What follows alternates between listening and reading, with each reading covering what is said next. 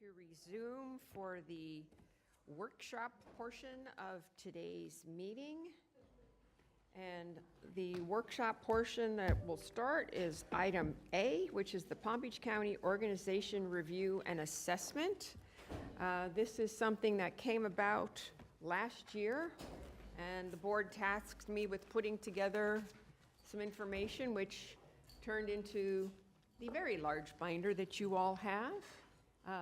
And actually has since, majority of it has since been put online for Palm Beach County at a glance. I think the whole purpose of this last year was really, do we need to hire an outside consultant to review the county organizational structure and find out if there are, as we've already heard today, fatal flaws? So that was what was the predecessor for this book, which actually, once you gave me the task, I sort of took a little bit more and added a little bit more to the task. Are we having fun? You may. No, it's okay. Oh, good, thank you. Thank you for letting me run the meeting. Okay, appreciate that. Okay.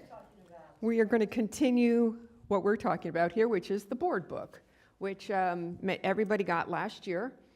We've sort of visited it on a couple of occasions to say we'll visit it again later.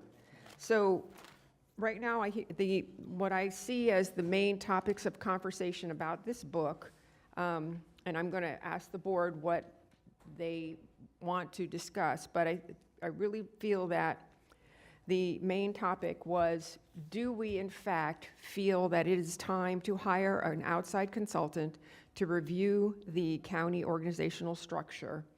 And if we do as a board believe we want to do that, we will need to make sure that this is a budgeted item in our upcoming budget. I also included in this, as a board, what are our responsibilities? And the main takeaways here would be that, you know, we only hire and fire 3 people by charter, but also by charter we do give our blessing over department heads and the assistant administrators. That is also in our charter. Another important takeaway here is the non-interference clause. We are not allowed to go and tell department heads or subordinates what they can and can't do, nor should we be in meetings where our presence there might feel threatening or persuasive for staff to do something one way or another. That is not our job. Our job is to set policy, give it to our administrator to administer, and give to the department heads to get it done. I think that's just a reminder for everyone about what the non-interference clause is. And then also ethics, and I think we've got some questions about what we can and cannot accept. I think we need some clarity in the future about what we can and cannot accept in the way of tickets, invitations to events and whatnot. If there is something in the future where it's part of a contract with an agency, like we do with the Business Development Board, we need to pay special attention to that, because as a board, I don't want any of us to get in trouble because we took a ticket thinking we could and then we couldn't. And then now you know, we have to go back and reimburse for that ticket. I don't want any of that to happen in the future. So let's really, if there are contracts coming in front of us, you know, Sports Commission with the Cognizant Classic is another example of what tickets we can take. But again, we also need to know the procedure of, if we accept this ticket, does it go on our gift receipt and all that kind of stuff. So we need some clarity on that. And also, I think there was some discussion about really what is the county administrator's responsibility, and the charter is very specific in what the county administrator's responsibilities are, and that includes bringing us a balanced budget. And I know that there was some discussion last time about having another hired person that the board hired having to do with the budget responsibilities. I believe if we're going to go out and find a new county administrator, that is part of their job description. I don't think this is something we should be taking on at this time, because we are the county that we are large, we're in charge, and we're going to be looking for an administrator who follows all of that and knows that we are a county with almost a $10 billion budget, maybe 10 billion when we talk about the new budget. And I know the sheriff is going to be giving us a large budget this year, which will take up quite a large portion of our ad valorem tax dollars. So I think I've laid out a little bit what the goal was for this book. It's more of a reference book than it is anything else, so people don't, if you have a quick reference as to what's the job description for a county commissioner or the administrator or the auditor or the attorney, what are the statutes that we need to be following. I think all of that is here in this collection of information. Some of these books might be 2023 statutes as opposed to 2024 because they were printed a year ago, easily updated. But I think that just sort of kicks off the discussion. And Commissioner Weiss, your light is on. So just starting on the item of the budgeting for potential reorganization of the government, I don't have a problem of having it in the budget. My recommendation, since we'll be hiring a new county administrator, would be not to move forward until we find out who that individual is. That may be, they may already have ideas or a skill that they bring, and so it may be a little premature, but having money set aside in case that was something that they were interested in pursuing it within their first few months on the job, which I would probably not expect to happen, but if they were, then they wanted to have that review done, I'd like to have the money available. As a matter of fact, I agree with you because I forgot to say this should be in conjunction with the new administrator. So yes, I do agree with setting aside what we might think would be an amount. Administrator Baker, we have done something like this in the past, but this was for the IST, wasn't it? Yes, we had an auditing firm come in, look at how we were allocating dollars, what we were spending, were we in line with other counties? And we came out fine. But that had nothing to do with staff or, lack of staff or too much management, not enough staff, and it wasn't really the organizational aspect of it, correct? They did look at the organization, are we comparable to other counties, et cetera, and we were. So they did not specifically come in to look at how we're organized. Okay. So I think it would be comfortable to say that, given that this is something the board wanted to do, that would be something that we would like to see in the upcoming budget.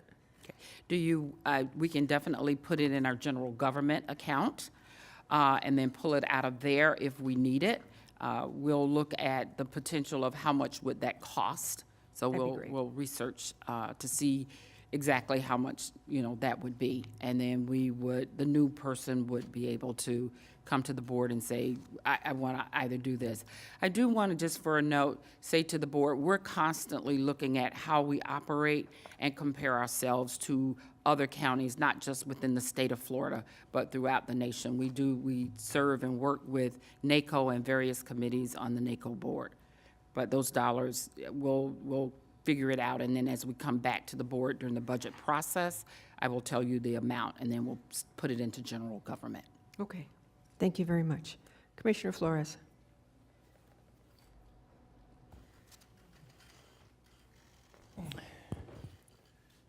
So I have a few comments. Regarding the organizational structure and perhaps going out and hiring a consultant to do that review, I think this should be independent of whoever we hire, whether we hire someone or whether we kept, or whether the current administrator stayed. I think we owe it to ourselves to do this organizational structure review to see if there's efficiencies or better ways that perhaps this board can operate. And I don't think it should be tied to whoever that new person is. And the last point is, if this is the will of the board, we don't even have to wait. We just put some monies into the reserves, 2 million. So I think there's some money sitting there. If that's the will of this board, that we wanted to do that, there was some tiny bit of money that we put aside under the reserves. That's one thing I wanted to bring up. But I think, by the way, I think it's good to do that every so often and just check. The other aspect that I wanted to comment on is the interference clause, and that's something that I dealt with previously, making sure that the only people that this board, give direction to is the 3 people that report to us. However, I do want to clarify, you can still ask questions and you can still have conversations Absolutely. with employees of the county. The way that this system is set up is that we are a checks and balance type of government. So we give direction to the administrator, but we still have oversight of what's happening with the operation or running. Every single year, we have to do an ethics, and we have to report if you think that there is anything that's not happening that's not ethically. So to me, it's important that we shouldn't be closed off to staff. I think we should have every right to walk around freely within the county buildings, as long as, one, it's not a security and, we don't violate anything. But we should have every right to engage and have dialogue with employees. I'm pretty sure most of us do not have the time to do that. But if we want to have a dialogue with, I don't know, any department, you should be able to walk in there and ask questions. So I want to make sure that we don't confuse what the interference clause is with just having dialogue and interaction with any county staff members. What the interference clause is, you cannot interfere in the running of the operations. You can't give directions. You can't tell them what to do and what not to do. And I 100% agree with that. That's why we have an administrator. That's why we have attorney, and that's why we have the internal auditor. So, but we should be allowed to have discussions with staff. And then I wrote here selection process, but I don't know what I was referring to, so I am going to stop my comments. Thank you.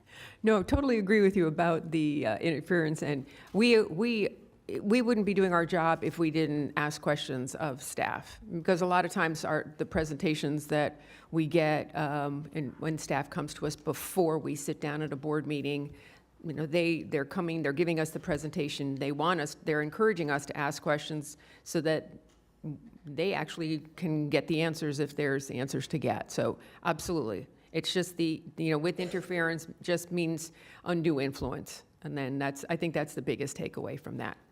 Vice Mayor Baxter.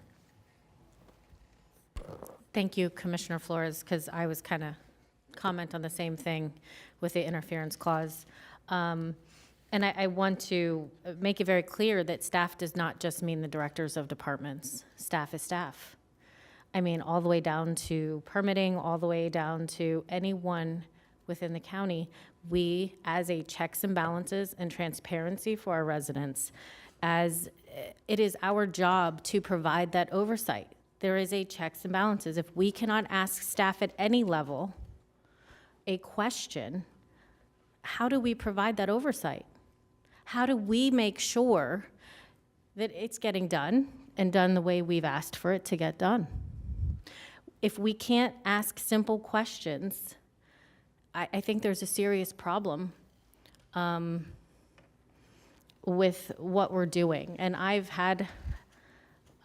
expressed this concern before, but it's not just directors, because I have to tell you, not everything is going to make it to directors. So the ability to just ask simple questions, I think, is paramount to us being able to do our jobs effectively. And that doesn't mean we're going to bully them. It doesn't mean we're going to coerce them or tell them what to do.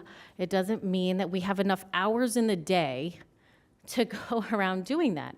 It just means that if we have a question, that something's come up or has been brought to our attention, and we want to just go to that person and ask a question, we are not hindered from the ability to do that. Interference is a lot different than doing our jobs. And doing our jobs is asking questions, and it is holding that checks and balances of government. I mean, we have staff, we are the electeds, but we also need to make sure that what we are asking for is being followed through with. And so I do appreciate your comments, Commissioner Flores. Administrator Baker? Or Attorney Kaufman? Yeah, I just want to clarify that it's very clear in our charter that the administrator is solely responsible for the staff and solely responsible for making sure that the staff perform. So the board is not responsible for making sure that the staff person at the lowest levels are doing their jobs. I just don't want you to get confused. I'm not saying you can't ask questions, but don't be mistaken that staff will be intimidated if you're walking around their department and you're asking them questions, and they are not to report to you. So just understand that the way we're set up, there is a clear distinction between legislative and executive. The executive controls the day-to-day operations of the county. The legislative does not. And that's why you selected an administrator who is proficient in financial matters, in managing personnel, and doing all the day-to-day operations. Lots of lights on. Okay. I'd like to respond, if I Vice may. Mayor Baxter? So for the clarity of what I was saying, we as commissioners cannot fire, nor hire, nor reprimand, nor write them up, nor do anything.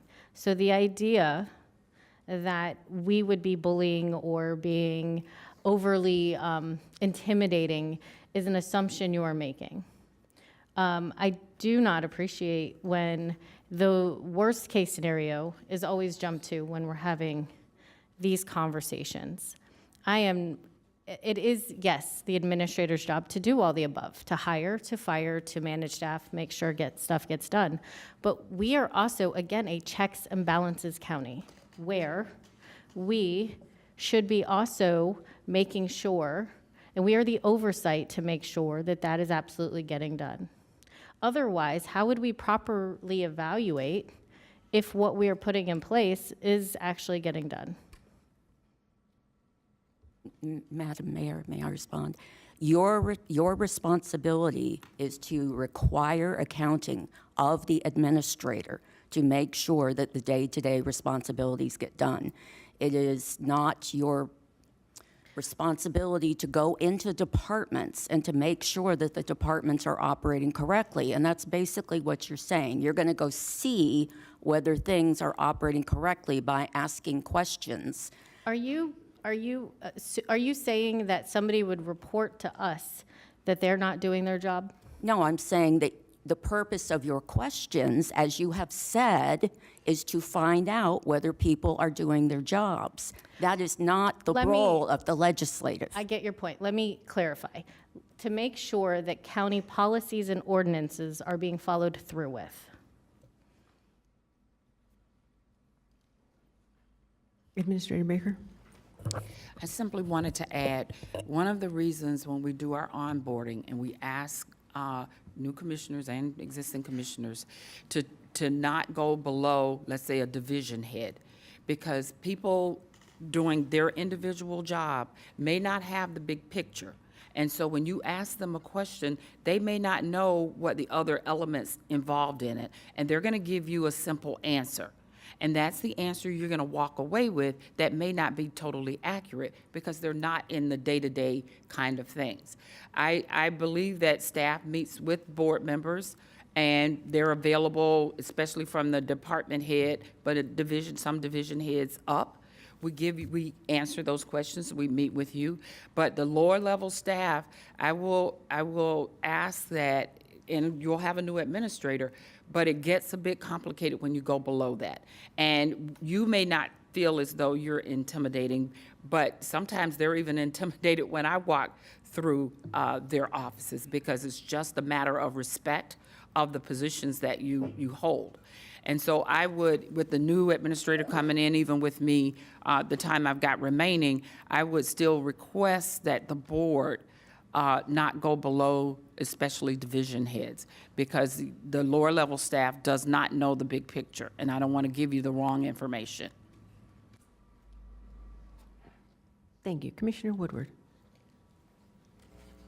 Thank you, Mayor, and thanks for this discussion. I want to go back to the org chart, but first just to address the non-interference clause that we've started discussing. Because, you know, we talk checks and balances and you know, different forms of government, and I'm not sure if I completely agree with the checks and balances part of it. We have a separation of powers. We are the legislative branch.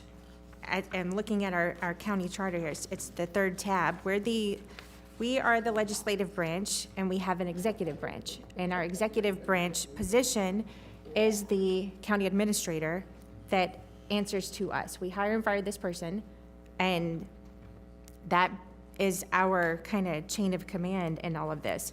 And it even says in here, non-interference clause, except for the purposes of inquiry and information, the commission members are expressly prohibited, blah, blah, blah. So to Commissioner Flores, absolutely, we can ask questions, we can seek information, any of that stuff. I mean, it's in the charter.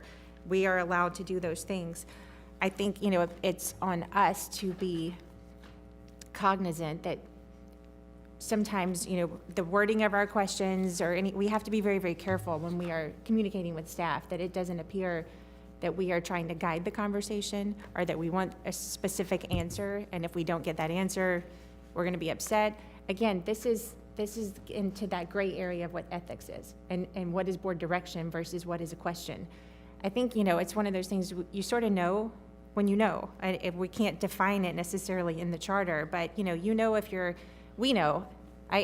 My husband knows if I'm trying to get a certain answer from him when I ask a question, you know, I'm leading the conversation the way I want it to go, and that's just something we have to be. It works as a wife, it doesn't work so well as a commissioner. We just have to be very careful of that when we are discussing with staff. And, you know, whoever it is, department heads on down, if we're in a meeting with even below department heads, sometimes when we're not on this board together, that's when we give direction. Not in our offices or anyone else's offices or giving a tour. So I think that's just something that, you know, all of us need to be very aware of. It can happen, and it can happen, you know, when we're not even thinking, and that's where we need staff to also push back on us sometimes and let us know this should be something that goes to the entire board. This should be a discussion that has to be voted on, or if there's money to be spent or it's a big job, these are the discussions that we have to have as a board, not as an individual commissioner. There's no such thing as commissioner direction, it's board direction. There's commissioner questions, and we all should be asking as many questions as possible, I would think, so before we get here, so we're coming from the same place. Now, with that being said, the org chart consultant, I'm leaning towards agreeing with Commissioner Weiss on this, as we are gonna be going through the process of getting a new administrator. We do need to do this. The timing of it is, you know, I think it would behoove us to kind of have the reorg of any of this stuff happening at the same time as a new administrator, not before, and however long that's going to take us, we don't know yet, but doing a reorg before a new administrator is coming in, I don't think that that's a good idea. I don't know how long the consultant will take with that, but I do think that this should be part of the new administration that would be coming in. So are we gonna go like one by one on what you listed? You can, whatever you want to add or subtract is Well, fine. I'm happy to, you know, to just have those two for now for my comments. Thank you. Thank you. Commissioner Flores.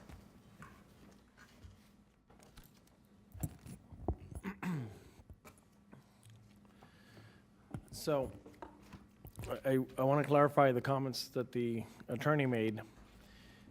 In no way, shape, or form am I evaluating any staff members. I've dealt with this long enough. I ran a city, And we have a very, very, very, very similar structure of government.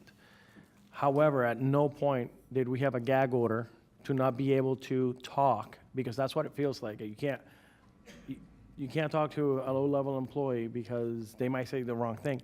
That sounds ridiculous. That they may say the wrong thing? That to me sounds a little absurd. But if that's the way that this board wants to operate, that you can't approach an employee, then that's the prerogative of this board. But ultimately, the 7 of us are the ones that respond to the people. And if that's the operational, that we have gag orders and we can't talk to low-level employees, sounds ridiculous. I feel like I should be able to walk into any building. There shouldn't be a door that I can't get through, and just see how things operate. Just look. And if that intimidates someone that I'm walking through, looking at, I don't know, youth services, I don't know, pick any department. My presence should not intimidate anybody. I don't think we have any authority to hire or fire any of them, so they should not feel threatened. And we should be able to talk to any employee. The majority of the things that we do is reach out to the community and see what efficiency, what things we could do better. The other day I did a tour of the senior center. I have great conversations with some of these staff members because they were giving me the download of what they see day to day. So that's the aspect that I'm coming from. I'm not here to oversee or evaluate anybody other than the 3 people that report to us. So that's my standing on this. I got off the elevator. I don't remember what floor it was, and there were all doors that were locked, and I had a meeting. I couldn't even get in. I was knocking in like 3 or 4 different doors. I couldn't get through the door. So it's insane that we're the elected officials and we can't even get through doors. I mean, if there's money and there's things that are being handled, security purposes, absolutely, completely understand. But other than that, I don't know that we should be pretty much have a gag order. What's the other thing I want to say? I'm losing my points here, so thank you. I'll talk in if you think of it. Yeah, thank you. Attorney Kaufman? I am by no means saying you have a gag order, and I am by no means saying you can't talk to staff. I will caution you that if you go through a department and you then come back and say, well, so-and-so was doing this and so-and-so was doing that, now you've crossed a line. So going... Saying it to the administrator. Aren't you? Because then you went and found it, and you're now acting as the administrator. And the person didn't, and gave us an answer. Sorry, go ahead. That's why we don't encourage walking through the departments and talking to individual people, except as Commissioner Flores explained. That's great. I think there's nothing wrong with that, asking about the program, asking who you serve, that sort of thing. But when you find issues and then you report the issues, you've now become administration. So it's kind of a tricky line here. That's all I'm saying. There's nothing wrong with talking to people, asking questions, but you're not the... Departments. So I think it's important that we get that out. Thank you. No And, one let said us there's know a if you gag could, order. Maybe to let us know which areas of county government that the public, that's not transparent to the public. That would be good. Thank you, Madam Attorney. Administrator Baker? I want to reiterate the fact there is no gag order. I think that I've been in meetings with you, or staff has come back to report that they've met with various commissioners. Again, the only reason I caution commissioners or any new, even some of my other staff members, department heads, they need to be talking to department heads or division heads, because if they go too low in the totem, within the department, they may not get all the information they need. I simply want to be transparent, give you the right information so that you're not going away with half information. That's all I'm saying. Staff is available to talk to you anytime they want. We don't gag staff. They have a right to speak to whomever they want to. Commissioner Weiss? Thank you. Very interesting conversation. I think, I think it's just a matter of degrees, right, of what's reasonable. You go into a department, you're visiting, folks, they make themselves available to you, and you can speak to them. Or you're on your way somewhere and you see county staff and you speak to them. I always ask people how they're doing. Do they have the resources they need?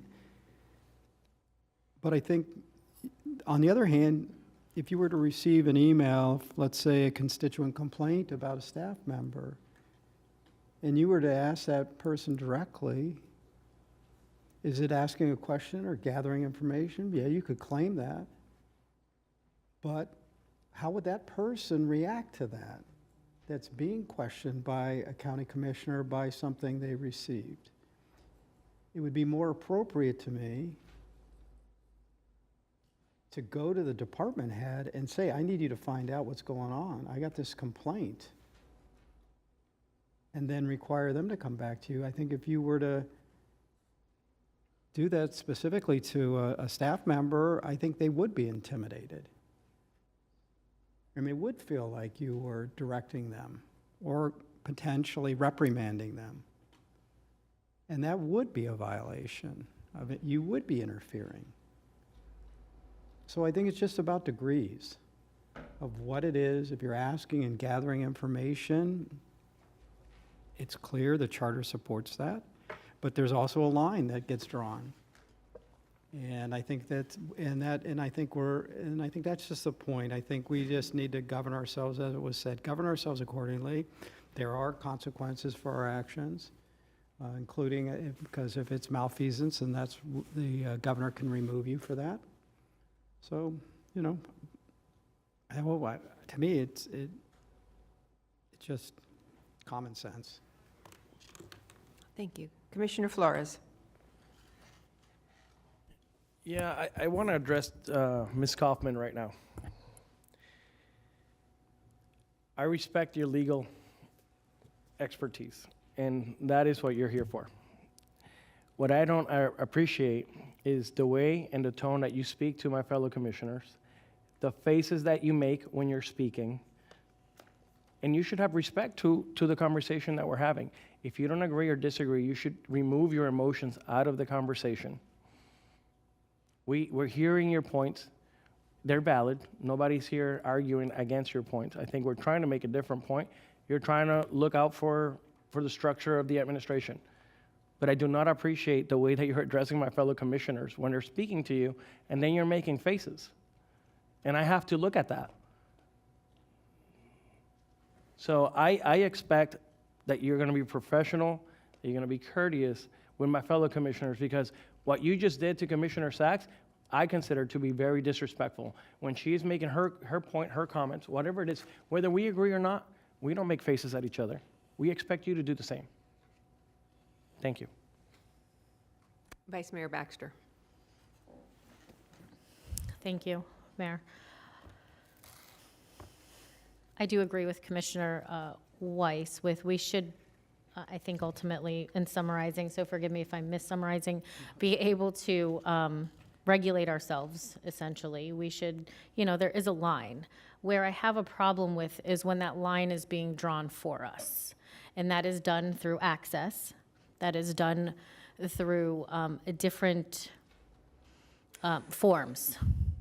It also, our charter actually does not give us the ability to tell a director to look into or do anything specifically. It actually only gives the administrator us the ability to ask the administrator or tell the administrator to do that. It is only because the administrator has allowed us to work with directors that we are allowed. So if we are discussing structure, that might need to be a part of this conversation, because when our form of government was set up, we were not at over 1.5 or 1.6 million residents and over 6,000 or 7,000 employees. So that might be something we need to actually take into consideration when we're discussing this today.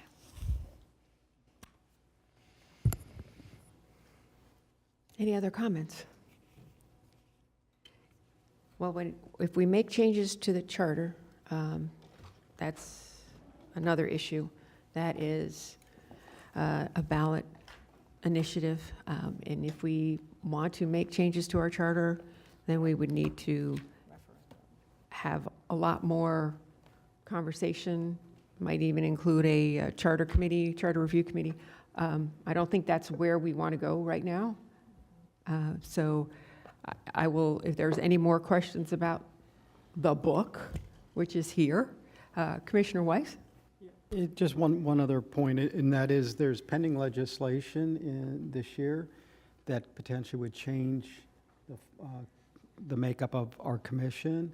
There's a bill that's being put through that, based on the population size, would make every county commissioner would be single-member districts throughout the state.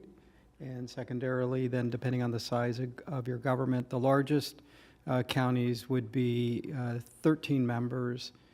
County of our size, 1.5 million, would have 9 members. Yeah. So just, there may be changes coming and that we have nothing to do with, other than implementing them.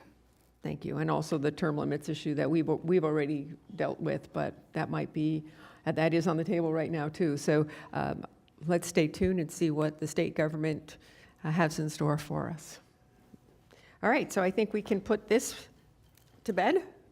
Oh, this 20 pounds worth of book. And I think Commissioner Powell. Thank you, Madam Mayor.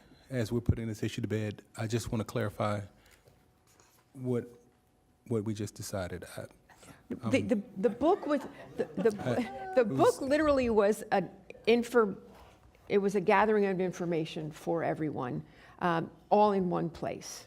Okay. And it was started because we thought, the discussion was, we feel that we need to do an organizational assessment of the county, do we have enough staff? Do we have enough directors? Do we have too many directors? And I think that's where we are right now is, I think everybody's in favor of doing an organizational assessment. I think the difference is, when do we do it? Do we do it now, or do we do it in concert with the new administrator? Because it could be very helpful for the new administrator as they then staff their team. So that is the question that is still on the table. Thank you. Well, I think it's a really, really good book. It's very comprehensive, has a lot of information, and it includes the charter, includes the responsibilities of both. Yeah, be careful us what as you a wish for. I board. don't think this is what everybody wanted, but it's what everybody ended up getting. Very good information. I want to be clear that in terms of a reorganization assessment, as of right now, though most people agree that we should look at that at some point, I want to be clear, for me, I don't think we need to look at that right now. That's just me. So I know we're looking at, new administrator and looking at those things. I've only been here for a little bit of time. And I haven't seen how poorly it's working or that it's completely broken. So until I get an opportunity to clearly assess that there's a problem, I don't want to recommend, moving forward in terms of a reorganization. But that's only me. We are a board of 7. That's how we work. So I just want to make sure I clarify that. Thank you. Thank you. Commissioner, Vice Mayor Baxter, your light was on, and then Commissioner Sachs. I was just going to weigh in, same thing. I don't think now's the time. Agreed. Commissioner Sachs? Thank you for this. I don't see any pictures in it, though. But I want to thank you for putting this together, you and your staff. It's impressive. But this is what we have needed, and I've said this to Ms. Baker. When new people come here, you need to know what's going on, what the charter is, that we are a charter. For whatever it is, I think it's just very good that we do this from here on so that new people know what's going on in the county. And so this is excellent. Thank you, Mayor. And I agree that we wait until we get a new administrator, and then we put this on their desk as well. Thank you. Thank you. And I would like to say that as a county, I'll remind everybody, we are AAA rated. That's hard work. That means a good budget. That means a lot of people getting together to do the right thing. We're award winning. I think last year alone, we won 22 awards from NACO for how we are forward thinking in a lot of things. Are there places where we may be lacking?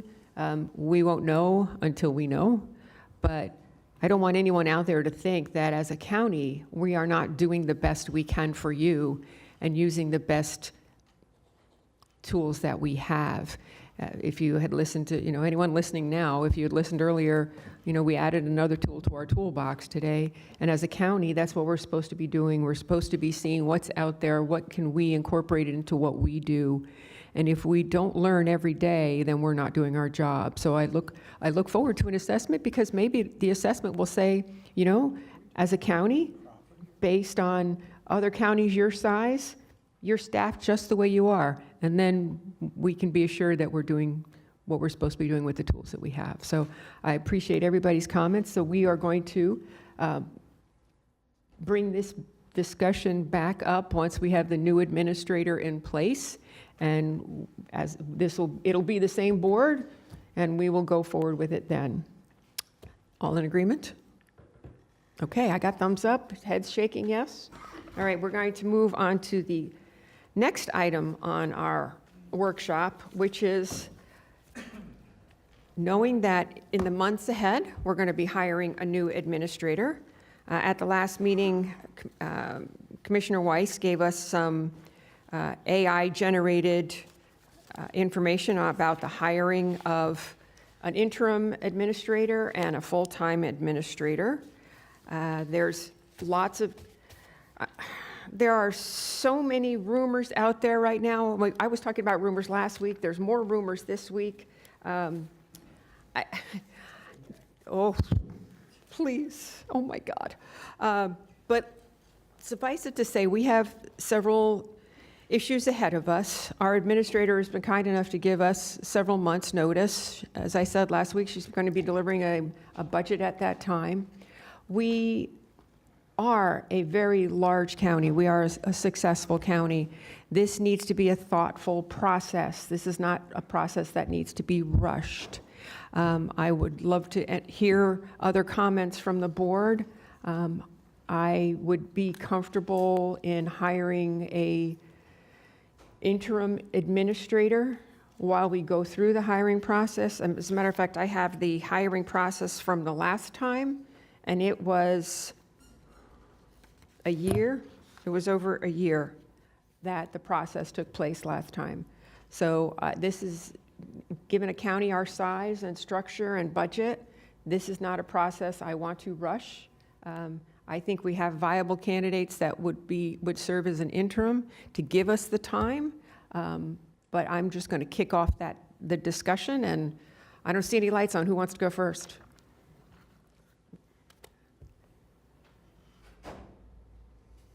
Commissioner Weiss.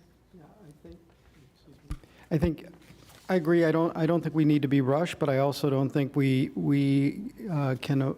should put this off. I think last time the transition, they had a lot more time in transition, the announcement between the retirement and then, being able to, so I think that's a little different. We've got, in this case, as you said kindly, we received our 90-day notice. And so that makes it, so we don't have quite the same window. So I think it is important we move thoughtfully and as quickly as reasonable, but I also don't think this should be a rush process. I agree with you.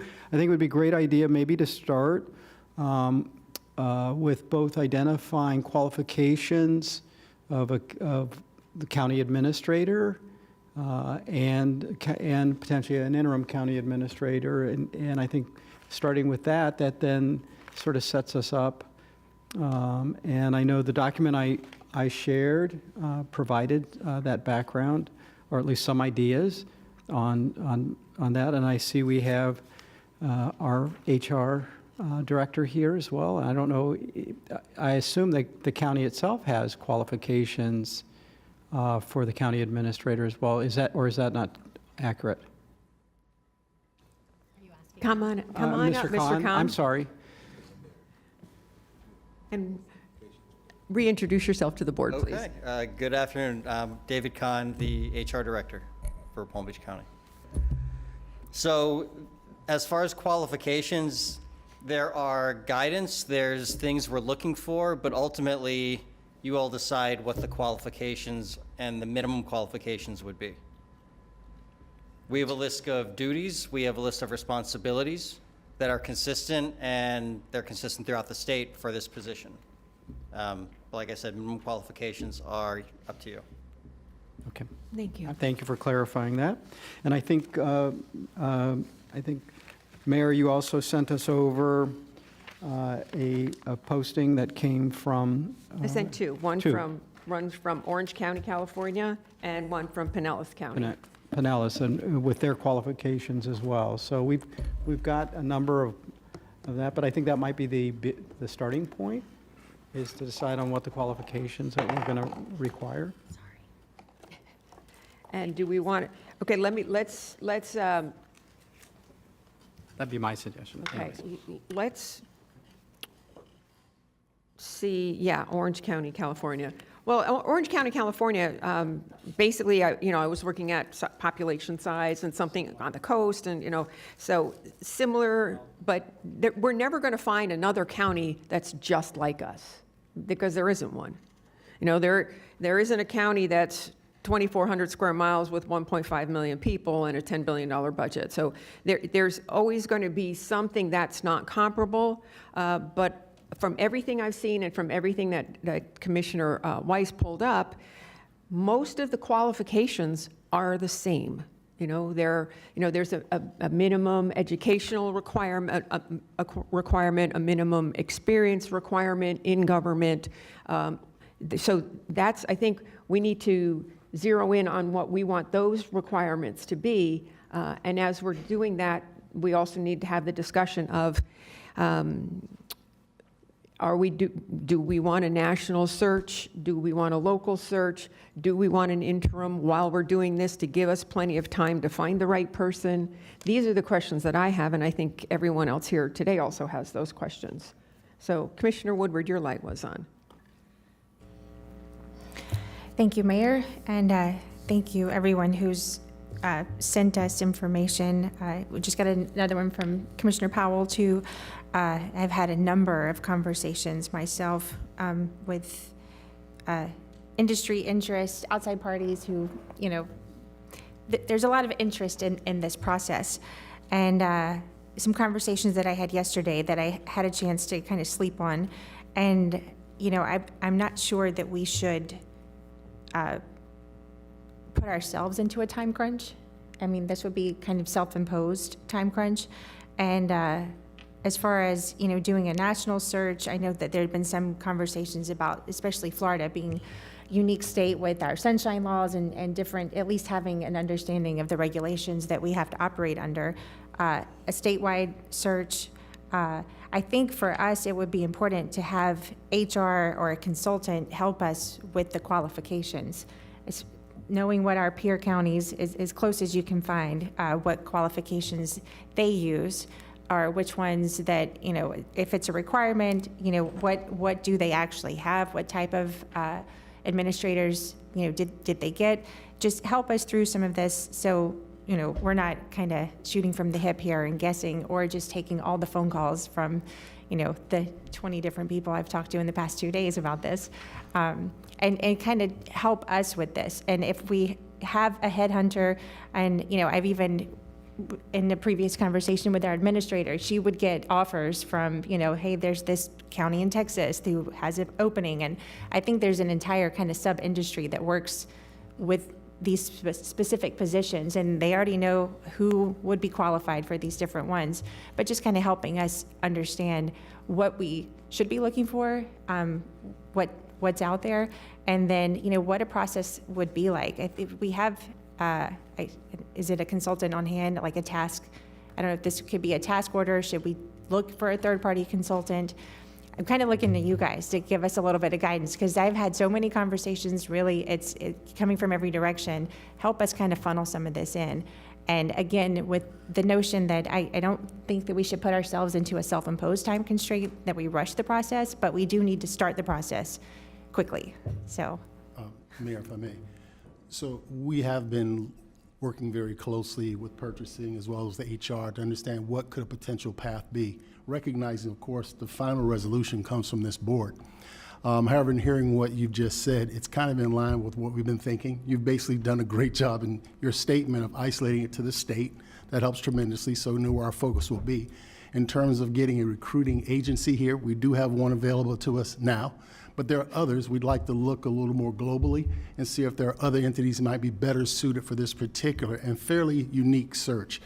So we'd like some time to do that, not a lot of time. Probably by the end of the week, we'll be able to identify which recruitment agency would best fit our needs, and also go through the process of ensuring we can get them through a piggyback process, so with some immediacy, we can get it done.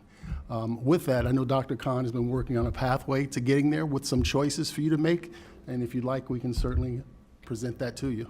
Could I ask a follow-up question real quick? And it's another conversation that I've had with people that maybe didn't realize how we have to do a search. If someone wants to apply to us, it has to be very public. Like there's a stage where they pretty much have to out themselves to their current employer that they are applying for this job. It doesn't have to happen immediately, but there are ways for us to kind of work around to narrowing that, because I know. Blind. But that's the Yeah. tremendous part of us, and maybe Dr. Khan Okay, can speak on it and for that's us an using important an thing for agency. the public to understand as well, that, if we were to get, 5, 6, 7 applicants, they may not all be willing to out themselves in a very public way. If they know they're down to the final 2 or 3, they might be like, okay, I've got a 50% chance, yes, put me out there. But that's a part that a lot of the public doesn't understand. We have to work through that process as well.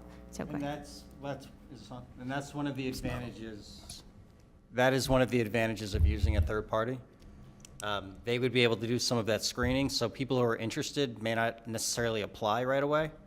They can ask questions, they can make sure they're qualified, and then decide whether they want to be open to the public about their interest, once they formally do apply.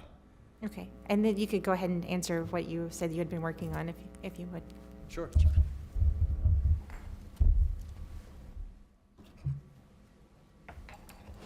Sure, go right ahead.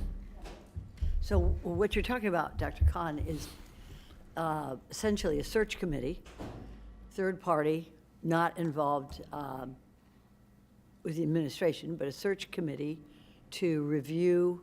Everybody's shaking their, I can see off the right side of my face. This is because I'm a mother, I not have eyes necessarily a behind search my committee. head too, But what are you, what are you referring to then? But If when not I search meant to say a committee? third party, I'm talking about selecting and hiring a recruiting firm. A recruiting That would firm. be the third party. Yeah, Okay. Commissioner, as he goes through the process, you'll be able to see. Who chooses the recruiting firm? Us. That's one of the choices. We do. That would be either We you do. or you delegate that to staff. Well, considering we only hire and fire 3 people, this is not something I think we would delegate to staff. Right. Okay, so we choose a recruiting by majority vote, or we could go with a search committee to review all the applicants and come back to the board for a vote. Or we could just do whatever we want, because we're the Board of County Commissioners, right? And we One choose like option when is we to have just do a to, direct yeah. appointment. Yeah, There's we can one just- option is skip everything and Just go forward somebody. and, So there's and there's combinations of everything you just said. So Right, there's right. using a recruiting firm plus having a search committee. okay. So there's different, along the path, there's different things you all can decide how you want to go down that path. This is a very exciting time for us, and it's a challenge. I'm not saying I'm looking forward to it, but it's a challenge, and I'm glad that it falls in our laps. This is a very important decision. Thank you, Dr. Khan. I Commissioner appreciate it. Powell, your light is on also. Thank you, Madam Mayor. And I've outlined a process, and I know we've talked about not rushing. Let me ask you a question of this board. previously, when the county administrator position was available, was a national search done? Do you all remember? Yes, And ultimately, where did we end up with a local candidate. with the local candidate? So many of us have read the book called The Alchemist. If we've not, let me break it down for you. In The Alchemist, the shepherd, the little guy who's got the sheep with him, he travels the world, goes all around the world to find his buried treasure, only to be sent back home, and it's under a tree that was already where he started at. Jim Collins also wrote a book called From Good to Great, and he talks about, amongst other things, rinsing your cottage cheese, but keeping the wheel going in one direction. With that, I presented an outline of a process that we should really consider and take a look at. It encompasses the idea that we start here locally. And if we figure out that we haven't found anyone in the state of Florida who's applied recently or in this process, then there's the option or the opportunity to go out and do a national search. But really encompassing the idea that it includes us as a board. And let me put my glasses on and explain. Today is March 18th. Of course, the BCC, we proposed that candidates who are interested in this process or interested in being the next county administrator would apply to the BCC on or before March 31st. At the April 1st meeting, the BCC, the mayor, Mayor Marino, that would be you, would announce the number of candidates who've applied. Now, if it's more than, and they should submit their resume and their intent, if it's more than 5 people, we have the option of those individuals being announced as candidates. You would announce them as the candidates, and then we do a private interview with each one of them using our HR director to coordinate the scheduling of those private interviews. That way it's not open and public and all those things that we've talked about. Now, at the April 30th meeting, it will be a special meeting. The BCC should interview the candidates and select the candidate with the majority vote and remove the candidates with the least number of votes. Now, if it's only 5 people, if we have a tie, then we can obviously do a revote or figure that out, and we would continue until we have the best candidate or the candidate of our choosing. Now, if no candidate receives a majority vote, then the BCC, we can then hire what you would call a recruitment firm to conduct a national search and then appoint an interim county administrator. Now, when you start thinking about an interim county administrator, I've heard conversation last week that had began when all of the members of the board were not here. I do want to make sure that if we are addressing the idea of an interim county administrator, since all of us are here today, that we would discuss the idea of an interim county administrator with the full board. So we have all of our ideas, all of our input, all of our understanding. And, you know, igniting the past to realign the future sometimes may work or may not work. But remember, technology's changed, people have changed, we've moved in different directions, so we want to consider that. Option number 2, if we have more than 5 people apply, more than 5 candidates, then we could create a 7-member panel with each one of us as members of the board selecting our own person to sit on that panel to work amongst those candidates to come up with 5 candidates. Then, of course, we can change the dates of the meetings, but not to rush it, but we do want to make sure that we have ample time and we know that our administrator has set a date of May 31st. So April 24th, the BCC zoning hearing, we could have our task force represent to us no more than 5 unranked candidates. So if they don't rank them, they just allow us to know who the candidates are. We're not looking at candidate 1 and saying, well, he got 10 points and candidate 2 had 13 points. We have 5 unranked candidates who we could then interview and determine who we feel would be the best candidate.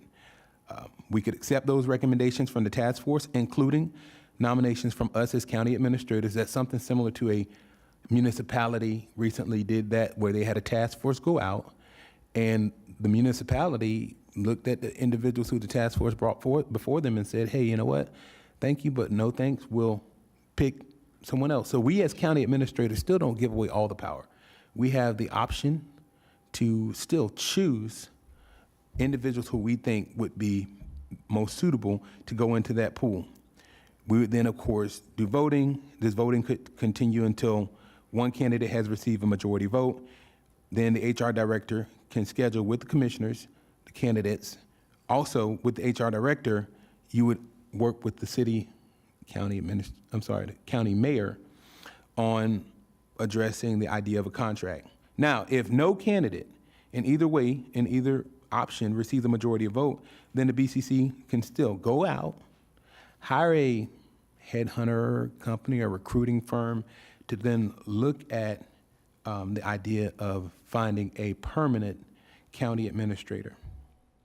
Now, as I indicated earlier, it would be us still involved in the entirety of the process, making sure that it's a public process. Members would be before us. If there's more than 5 individuals who apply in the first realm, you have our self-appointed board that we, the 7 members of this board, have selected to represent us or represent what they think would be our best interest, to then select amongst those candidates.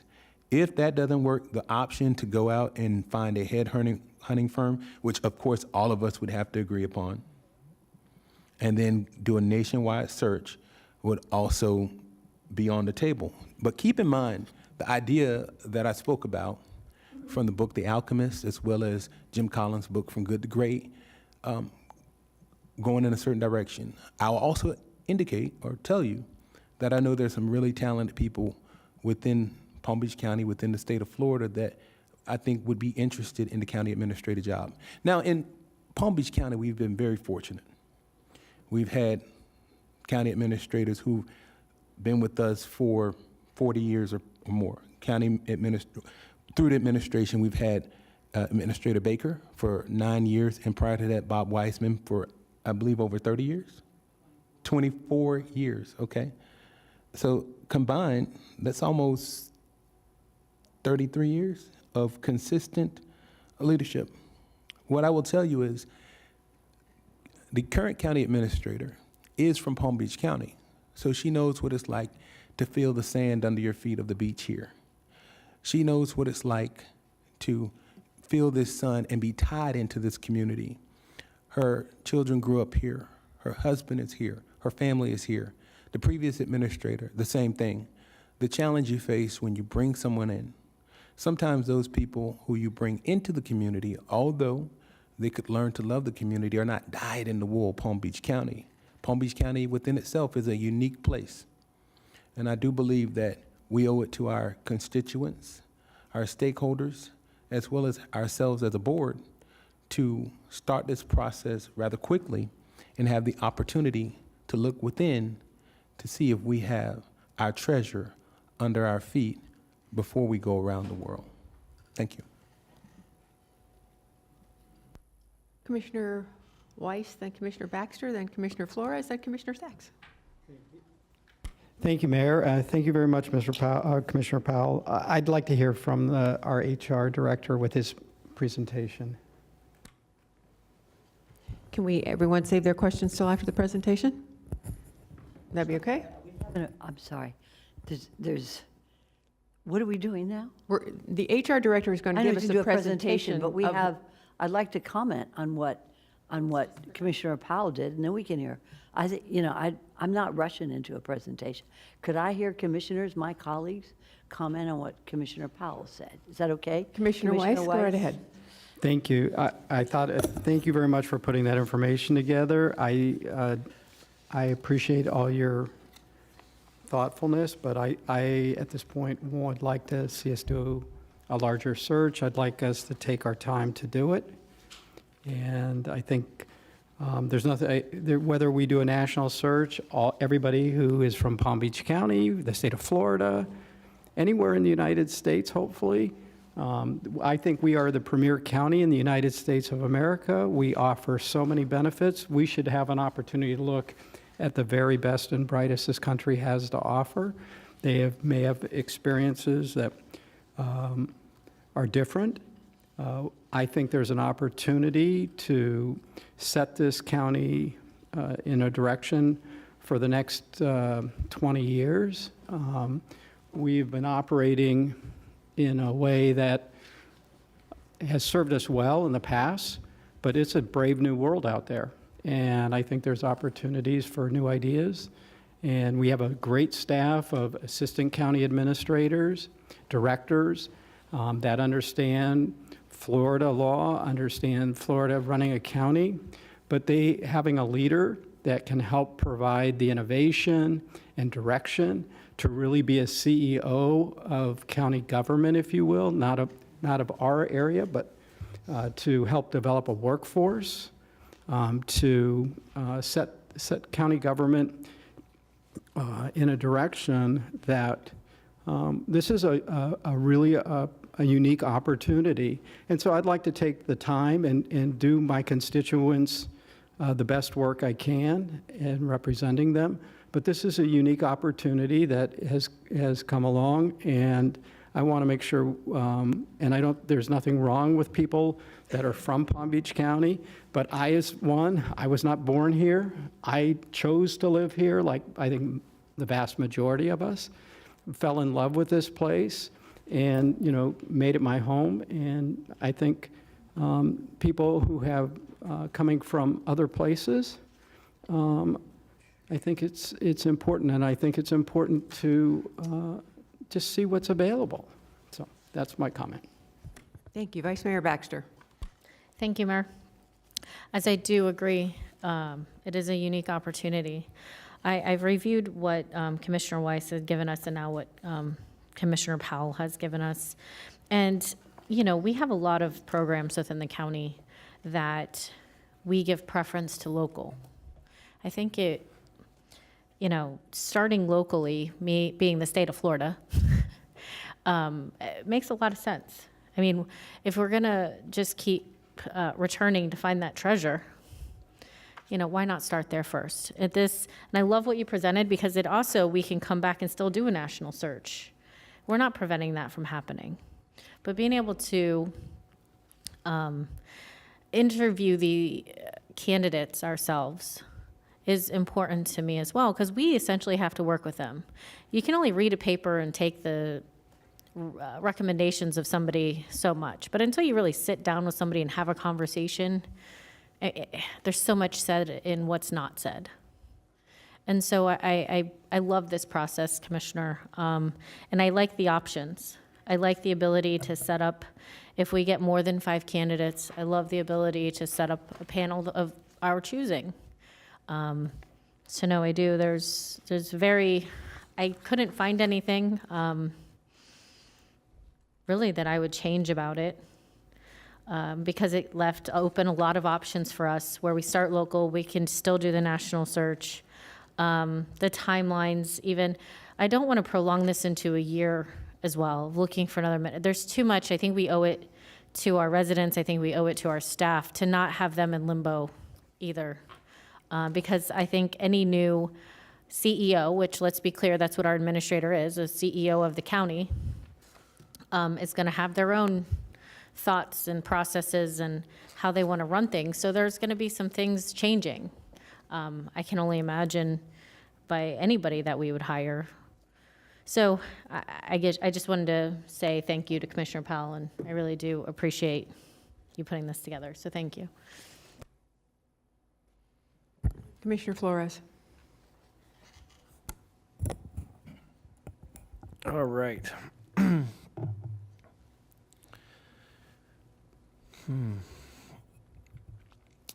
So I want to address our HR director, Mr. Khan.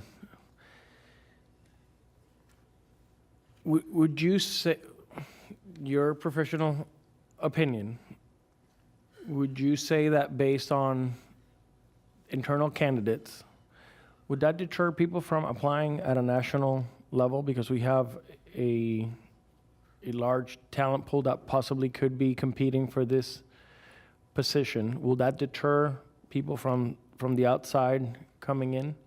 And I believe that there's some elected officials that have already also expressed. Would that be a deterrence for someone at a national level to apply? I don't think so. I think it'd be expected for any organization of our size. There's an expectation that you would have internal people applying. In your opinion, how many applicants do you think we could potentially get? Are we talking over 10, 15, 20, 30, 40, 50? Are we talking about if we limited it just to the state No, of no, I'm Florida? talking national search. Oh, how many- hundreds. If we go national, hundreds. Hundreds. Hundreds. Okay. I don't know how many of those would be qualified or meet the eligibility standards that you have in place, but you would have hundreds. Right, so that we would have to, okay. I want to address some of my questions to Commissioner Powell because I got it about half an hour ago and I haven't had time to thoroughly read it. So we've been discussing different items up here. It sounds like, from what I understood in your explanation, that you're asking us to do a local search before we do a national search. Am I understanding that correctly?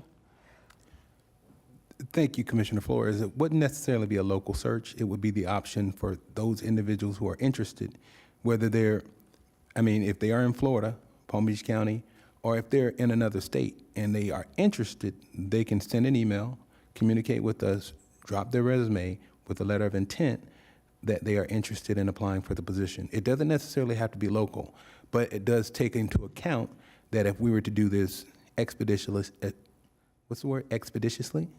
like today, individuals within Palm Beach County already could apply, would be willing to apply because they're already here.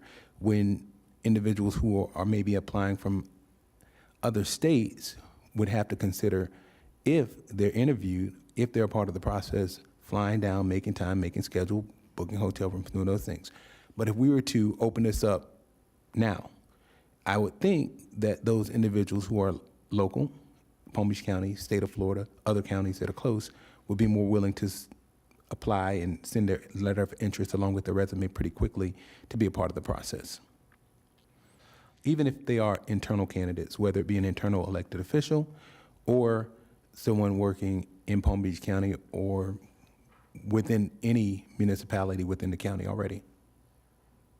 And I heard that we would get an opportunity to interview these individuals. Would the community and the fellow business community, would they be able to have a part in this? Like I said, I haven't read all this. If it's more than 5 people, which I anticipate it would be, we would set up a panel.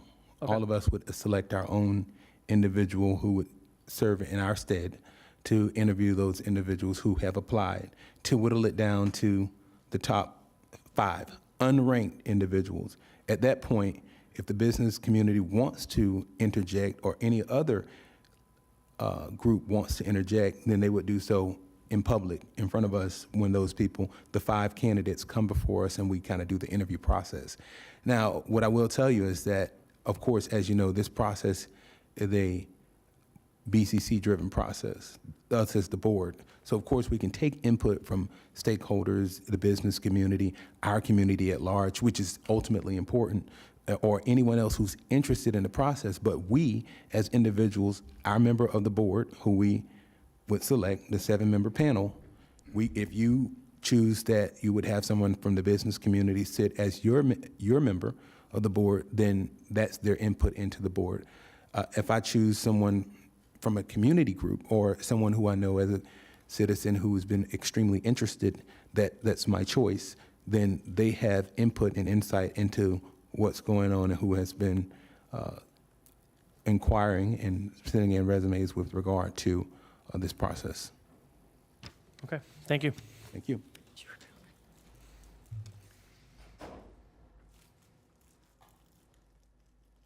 Commissioner Flores, any more questions? Yeah, I'm good, thank you.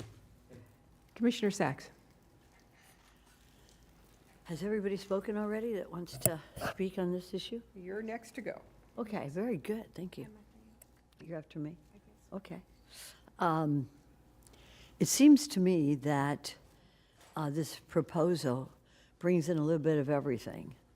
The most important thing is that it leaves it up to us, and that we individually have an opportunity with our new HR director to interview and to make a decision openly and transparently. So I think it's an excellent idea, and I support it. Commissioner Woodward? Thank you, Mayor. Couple questions. First question, and I don't know if, actually, second question first. This process that's put before us now, we haven't actually determined the qualifications that we would be requiring. So how can we ask for applications or resumes when we haven't determined the qualifications? And Commissioner Powell, if you would, or I didn't see, I only read it quickly, but I didn't see in here where we are addressing that, and nor do we know what those qualifications should be. Thank you, Commissioner Woodward. What we'd be looking at in terms of qualifications, similar to what Commissioner Weiss outlined in his qualifications, would be the section of statute that indicates exactly, and I'll tell you, it's Article 2, forms and powers of legislative and executive branches. I need to, let's see, but I'll tell you, I'm looking for the main chapter of the statute, but it's under section 2.4 of the executive branch. The executive responsibilities and powers of the county as authorized by the Board of County Commissioners shall be assigned, vested to the county administrator. The county administrator shall be appointed and serve at the pleasure of the board. The county administrator, it talks about the salary. The county administrator shall be chosen basis of his or her professional training, executive and administrative experience and qualifications, and they reside within Palm Beach County while so employed within 90 days after the adoption of this chapter. This is already here under the charter, but we also have this in the book that Mayor Marino issued out to us under County Administrator of the Florida statutes and also our county charter.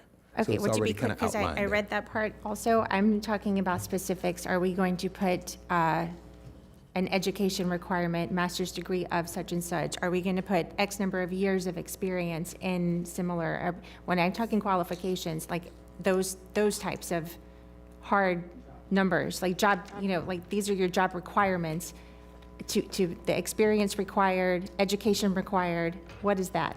And that's not in our charter. Right, powers and duties is different than job experience. So we're putting together a combination of the two. You have not put, in your presentation, did not include 7 years of government experience, a master's degree in public administration. These are things, I mean, these are on, if you look at any of these lists, that's and I think that's what the Madam Mayor, commissioner's that's asking. simple. It's really simple. Think about this. Individuals are applying.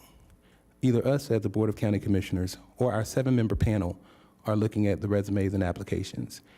You and I both know that if somebody applies and they have a resume and they don't have the educational credentials or qualifications that we think necessary, would not move them to the next round.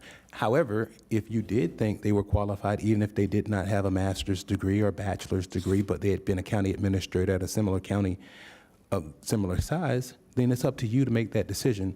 But we as a board have the opportunity to look at this. And you would understand that if they're applying and they've sent you their resume, the resume would outline their educational credentials. If they don't think they're qualified or we don't think they're qualified, we simply wouldn't move them to the next round. It would be asinine to move them forward if they don't have the qualifications. It's that simple. Well, this moves me to my second question that's part of this, is because anything that we do, it has to be public. So anyone who's going to apply to us, it has to be public. This, unless we were to use a third party who could vet these for us, even if it's our attorney or someone let me know, does this particular plan allow us to operate in sunshine while protecting people who would want to apply and not out themselves unless they're in the final category? So the only way we can do that is by using a third party. Is that correct? Because this has come up in multiple discussions.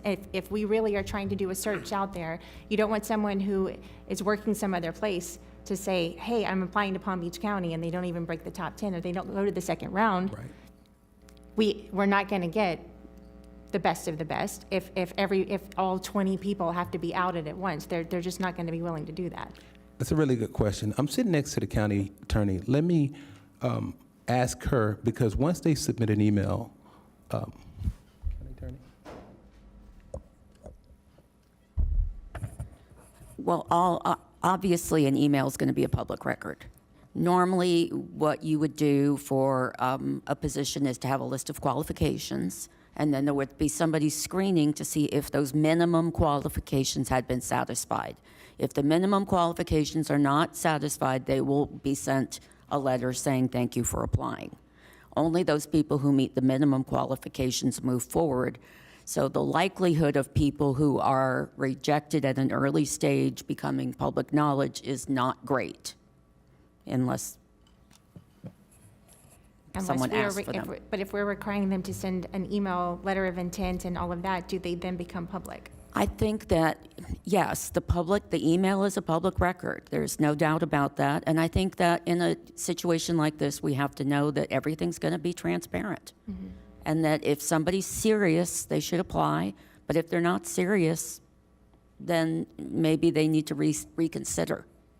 Well, I think, of course, we want them to be serious, but I know that there have been, even in some recent university searches, where there were people who withdrew their name because they were not even in the top 2. There were 3 candidates, and the candidate was highly sought after, but was not willing to out themselves unless they had like a 50-50 chance, because, your current employer, they're not elected, they are outing themselves to their current employer, who may just decide, hey, you want to go to Palm Beach County, go find yourself something there, but you obviously don't want to work here. And we need to be cognizant of that if we're asking people to apply. Sure. What stage should they be outed? And they have to be willing to out themselves.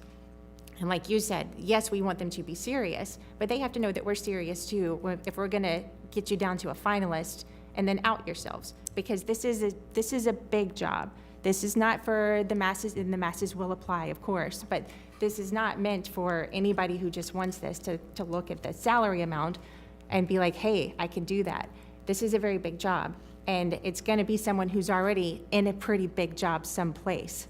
They're not going to be unemployment coming here, So we have to be cognizant that we are asking people to reveal to their current employers that they would apply to us. And I'm just trying to ask what's the best way to get through that, to minimize that for potential candidates. I believe that your HR director and/or David Oddie, who's in charge of our HR legal representation, might have some ideas, but I think the search firm was one idea that Mr. Khan presented. And I'll ask Mr. Oddie if he has anything to add. Yeah, just to mention from, first I of don't all, think that mic works. The other way was good. yes, good afternoon, Mayor, Vice Mayor, and Commissioners. So just from our previous experience, one of the things that we learned, the process then was to hire a headhunter, so to speak, who the board sort of gave their criteria to. And that person went out and actively recruited. That person had experience in the industry. And what that person also did was go through the background checks and so on, because we had people who applied at that time who met the criteria on paper but had kind of baggage, so to speak, that like sex harassment, pending claims, and kind of stuff that made them, based on the board's criteria, not qualified. So that person narrowed it down, got the applicants, but at that point, the information remains confidential when they applied through to the headhunter. And once the headhunter came with, narrowed it down to, I think at the time it was 12 finalists, then that time it was turned over. The candidates were turned over, and that time it's made public. But there's a real concern because a lot of the people who applied emphasized that unless they were being seriously considered, i.e. a finalist, did not want to go public. So again, if I could just, that's one of the big concerns with this, because if we really are looking to put it out there, they have to know that we are as serious as we expect them to be. And part of that is protecting their privacy and applying for this until they're in the final category. And then a lot of what you've put in here makes a lot of sense for that part, but until we identify the qualifications and then find a way to be able to protect the sunshine part of this search, I'm just not sure like how that fits in with what you've put together. A couple things. Thank you, Commissioner Woodward. And you talked about the process with university presidents. And I was in the legislature when we voted to change that process. And you know what happened when we changed that process? But I'll explain to you right now. We're comparing not apples to oranges, apples to roast beef. Completely different.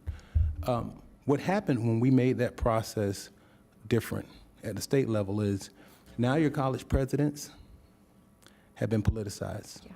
All of your college presidents, because we made the process very private until the last 2 or 3 candidates is revealed, all of your college presidents are politicians without, educational, without PhDs in education. I'm not going to say all of them, but a bulk of them have become college presidents. Most recently, down in Miami, our Lieutenant Governor, Jeanette Nunez, became the president of one of our colleges, and so on, even here at Florida Atlantic University. So we don't want to use this process. But what I will tell you, we can go ahead and approve the process that I've outlined today with the recommendation that we come back with qualifications at our next meeting that we determine as a board would be the best or most suitable qualifications so we can move forward with this. Now, we're not closing this off to allowing us as a board to make recommendations, but I do believe that in the Sunshine State, that it's very important for us to do everything in the open and everything in public.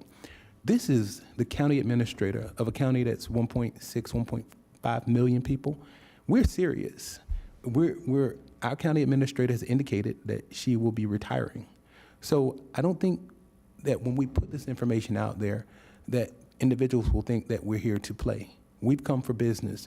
There's a sign on my wall above my door that says either you're here on business or you have no business here at all. And we're here for business. So I would think that if they want to be county administrator, it's a very public and very open process. And if you're not sure if you want to be county administrator for Palm Beach County, then all imposters need not apply. Thank you. Well, I will agree with the first part on the qualifications. We could come back if the next meeting, you guys let us know if we can do that. And I couldn't agree more with you on the, I don't want a politician in that position. So thank you. Commissioner Baxter. Oh, thank you, Mayor. I agree with Commissioner Powell on we can determine the qualifications. I would want to look and see and have us determine what that looks like. And I don't think we need to have a big formal in and out. So I do disagree, Commissioner Powell. I'd rather not come back at another date and torture this process some more, because I think, again, we are perfectly capable up here of reading a resume and determining if the years and the degrees are a qualification that's considered, if their experience is the most. I'm going to actually go off a little bit on a side note here. I actually have a bachelor's in business, and I've actually grown a small business from the ground up. And I ask this when I give speeches quite regularly.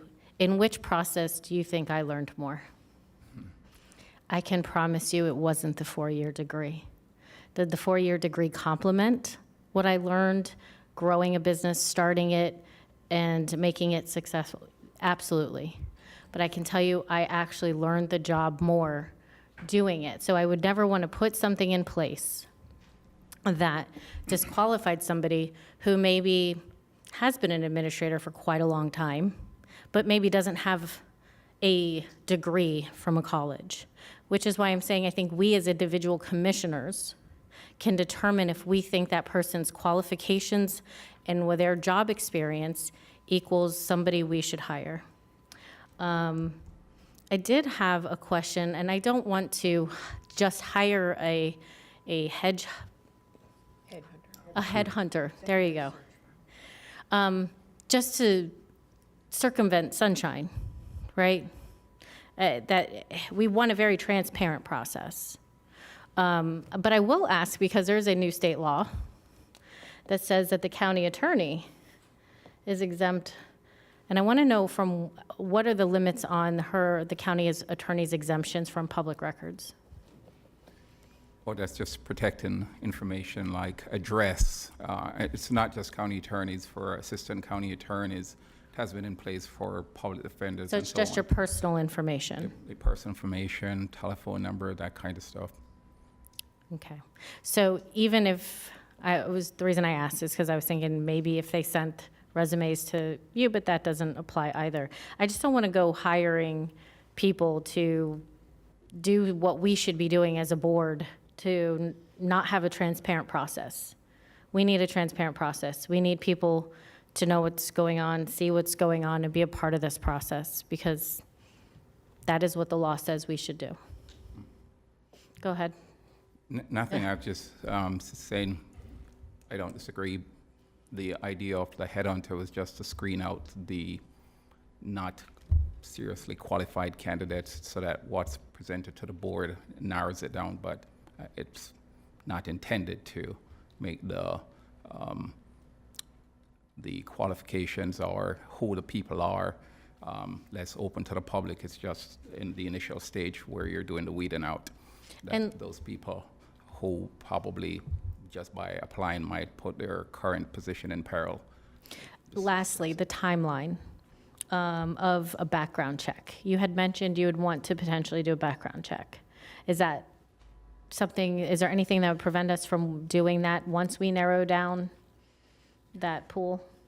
No, nothing that prevents us from doing that. You can do Instead of that at doing any it stage all of the process, beforehand.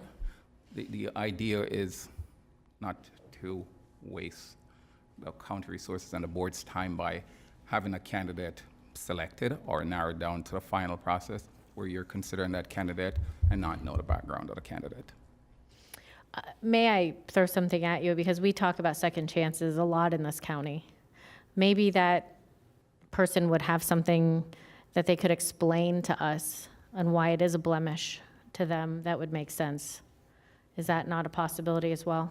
It's a possibility. I just think the kind of things that you would enumerate as a criteria would make the head-on pretty clear as to what it is. So, for example, a person with a pending fraud claim that hasn't been resolved, you probably wouldn't I want to think there's hire definitely that different person. levels. We don't want anyone that has a background of such. Exactly. So, you could always set the criteria, which is what would be expected. Thank you. You're welcome. Commissioner Weiss. Thank you. To my esteemed colleague, the college presidents, interesting, they're chosen by a board that's appointed by the governor, not elected by people. So I think to compart or to bring together us and a college board of trustees is not similar. We're all very different. We're not beholden to a governor for our positions. So I think in terms of our independence versus their independence, I think it's very different. Because we're only beholden to our own voters, and they're beholden to who appointed them to their positions. So I don't think that's a great analogy to be using. The concern with Florida only, there are only 67 counties in Florida. And of those 67 counties that would be large enough to even produce somebody that would have the level of experience close to ours is less than 10. So that's a very small pool of people. I think that's one issue. Another issue is I think the community needs to be involved in this. I think it's important that we have public participation, that we have a stakeholder engagement strategy that includes people from county staff. So everything from senior leadership to frontline employees be included. I think our municipal partners, because they have to work with this person, they need to be included. So our state legislators, I want to get their input I think our community leaders, from our nonprofits to our faith-based groups to the advocacy organizations. I think our business representatives, from our chambers of commerce, our major employers, and then generally the residents, from our neighborhood associations and various civic groups. I'd like to see us have these candidates be hosted, have town halls where the community gets to meet these people. I want to see how they interact with the community. I want our leaders, our business leaders, to be able to have one-on-one meetings with these people. And I like your idea of having a panel, but I think it needs to be much bigger, and I think it needs to be a requirement of everyone. I think what you've proposed is interesting, but it's way too narrow. It needs, this is something potentially, as we said, Bob Weissman was here for 24 years. That's a generation.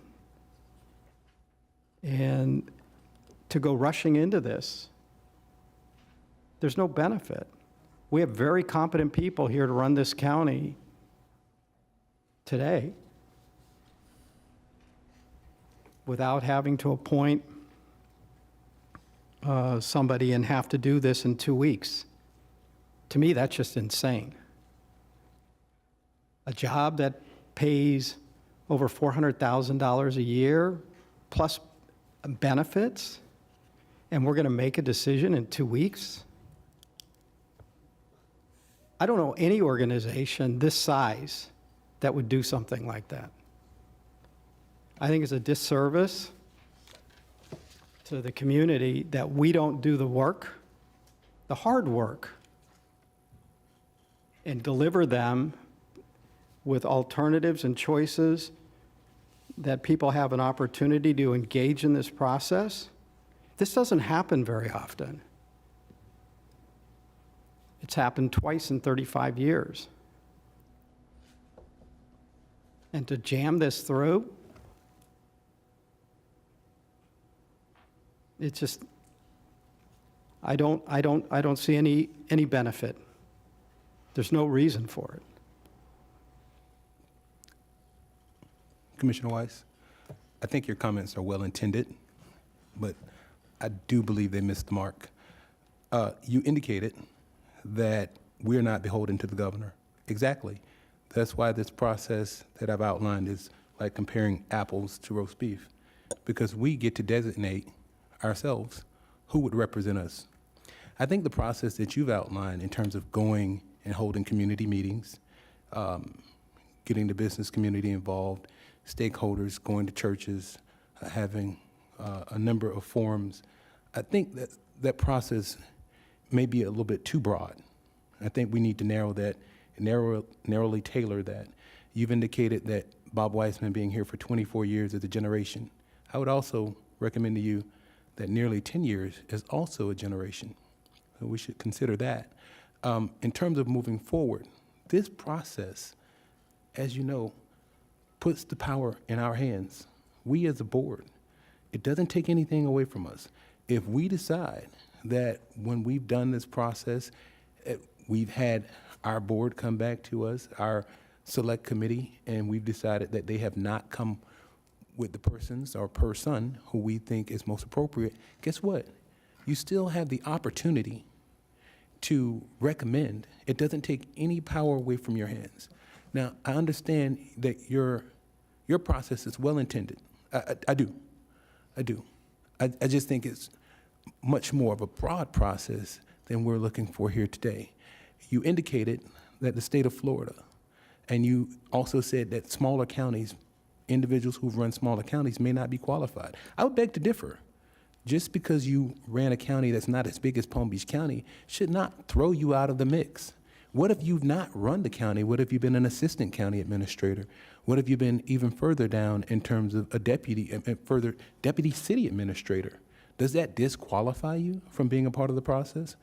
As well as, I indicated that we've seen in the college presidents, which we've seen a number of politicians become college presidents. This process does not, Commissioner Woodward, eliminate any individual who is currently elected from applying. It just makes the process public for everyone to see. Now, it is expedited, as it should be. We indicated the last time we did this process, we went around the world to find our treasurer, Virginia Baker, under our nose. What if our treasurer is under our nose today? It does not prevent us from going around the world and doing a national search. But what it does, it allows us to look home first. And if the individual who we're looking for is here, it prevents us from spending the money to do a national search because we found our treasure at home. It's the simplest thing that we could do. We owe it to our constituents to bring this process home.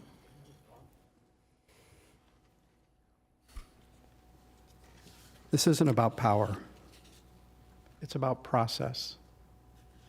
It's about having an open, transparent process that engages everybody and not eliminating the public's participation in this. That you're missing my point. It's not even so much about that it's national, and I don't know whether it's national or statewide, how it makes any difference in the time. Honestly, if it takes 2 weeks, if it takes 4 weeks, that's, to me, I think that's, when we have an opportunity to do what we're doing, and you misconstrued my point about the college president. Just to clarify, in choosing college presidents, it is directed by the executive branch. This isn't directed by the executive branch of the state. It's directed by us. And the power lies in this board. The power to transform county government lies in this board. And I think it's our opportunity to make sure we have this out so that people can participate, but more importantly, that the community has a seat at this table. And I think what you're offering is, like I said, it's very interesting. And I am not saying you have to go with my plans. I have no vested interest in them. But I have been around large corporations and large companies and seen how they manage themselves. And you want to have an opportunity, and we owe it to ourselves. We owe it to our community to engage in a thoughtful, fruitful discussion. And the idea of wanting to do it in 2 weeks, and we may find our diamond sitting right here. But on the other hand, we don't know what else is out there because we won't even look. And so, while I appreciate all your enthusiasm, I still believe I'd like to see a more thoughtful approach, including more opportunity for involvement and engagement with the public, because that's who they're going to serve. They're a public servant, they're going to serve the public, and hopefully they're going to be there for a long time. And I want to make sure that they're comfortable as well with this individual. Thank you. I'm going to go. I've actually been part of 2 executive searches, one for TPA and one for SFRTA. And us claiming that it's more transparent by the board doing it really is a moot point. Procedurally, having a third party that is objective, that has no dog in the fight, and just brings us the best candidates, is is the ideal process. At the end of the day, we are the ones who are deciding who that final candidate is. And as for having a group of people help us cull that decision, well, we were elected by everyone who lives here. So while I don't mind having a group of some kind that helps us, the decision makers are us, because we were put here by our constituents. We weren't put here by the churches. We weren't put here by lobbyists. We weren't put here by billionaires. We weren't put here by business. We were put here by the individuals that voted us into office that make up all of that constituency. So having done this process twice, one was local and one was from Texas. If we don't do a national search, we're not doing ourselves justice. And if it turns out that it's a local person, then we've just proved that we're the best. And we've grown the best here. But if we don't do a national search, we're not doing ourselves justice. We're not getting the greatest pool. And sticking just to the state of Florida, I had originally thought, yes, we should. But again, Commissioner Weiss was pretty accurate. You know, there are only a few counties that are as large as us. And let's talk about having a budget as large as we have. There's even fewer counties in that neck of the woods. So we would be not doing ourselves justice by just saying, well, because it's the state of Florida and we have sunshine and we have different rules here. Well, anybody that interviews anywhere has to learn what their environment is. And if they don't, then they're not qualified for the job. So I think there's been a lot of talk here, a lot of discussion, but again, I've done this twice, and I'm not saying that, I'm not patting myself on the back, but I'm saying it because we had one local who won and one from Texas who won. But if we hadn't done a national search, we would never have known that our local candidate was the best, and we would never have known that the candidate from Texas was the best. So we shouldn't be minimizing who this search is. And we shouldn't be rushing it because, again, we are a large county. We are AAA rated. We have close to a $10 billion budget. I can't say this enough. We have 1.6 million people here. If we rush this and we don't get it right, we have to do it all over again. And I don't want that. I want us to do it right in the first place. And I think doing it right means giving us time. We only have our current county administrator for another 2 months and whatever. Doing this search accurately, can I say we can do it accurately in 3 months? I don't think we can. I really don't. And I don't think if we're getting applications that it should be up to us to be culling those applications. It should be up to somebody who is objective. And why should we do the process any different than any other county in the country that uses an executive search firm?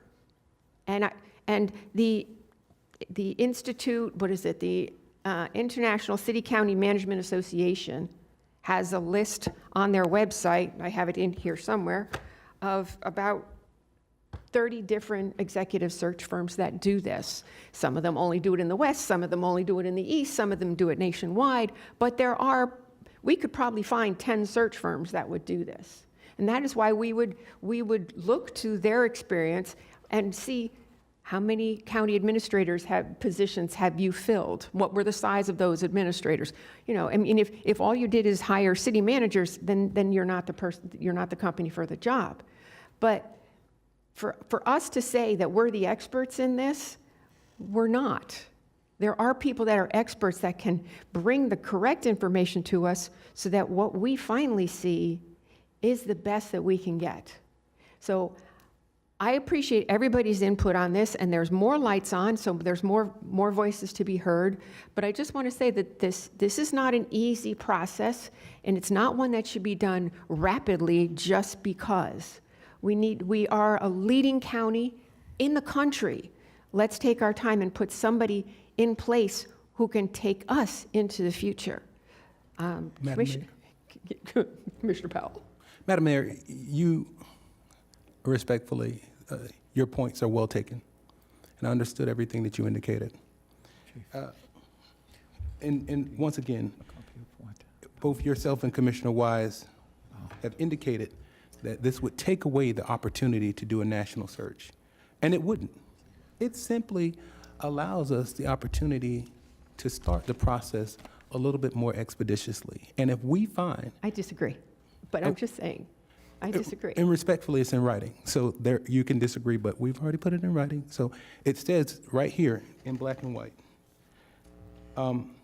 if we don't find the candidate, no candidate received the majority vote, then the BCC, and maybe I'll number these next time. If no candidate received the majority vote, then the BCC, that says, shall hire a company to conduct a national search. So you disagree, but it's right here in writing. So I just want to, and I'm not calling you out on that. No, I'm no, just I disagree with the whole, let's do it locally, and then if we don't find someone, we do the, let's just do it all up front and get it done with. Why delay it? Hold on. But, no, you've had a lot to say. And I've you've had a lot very to say, too. little.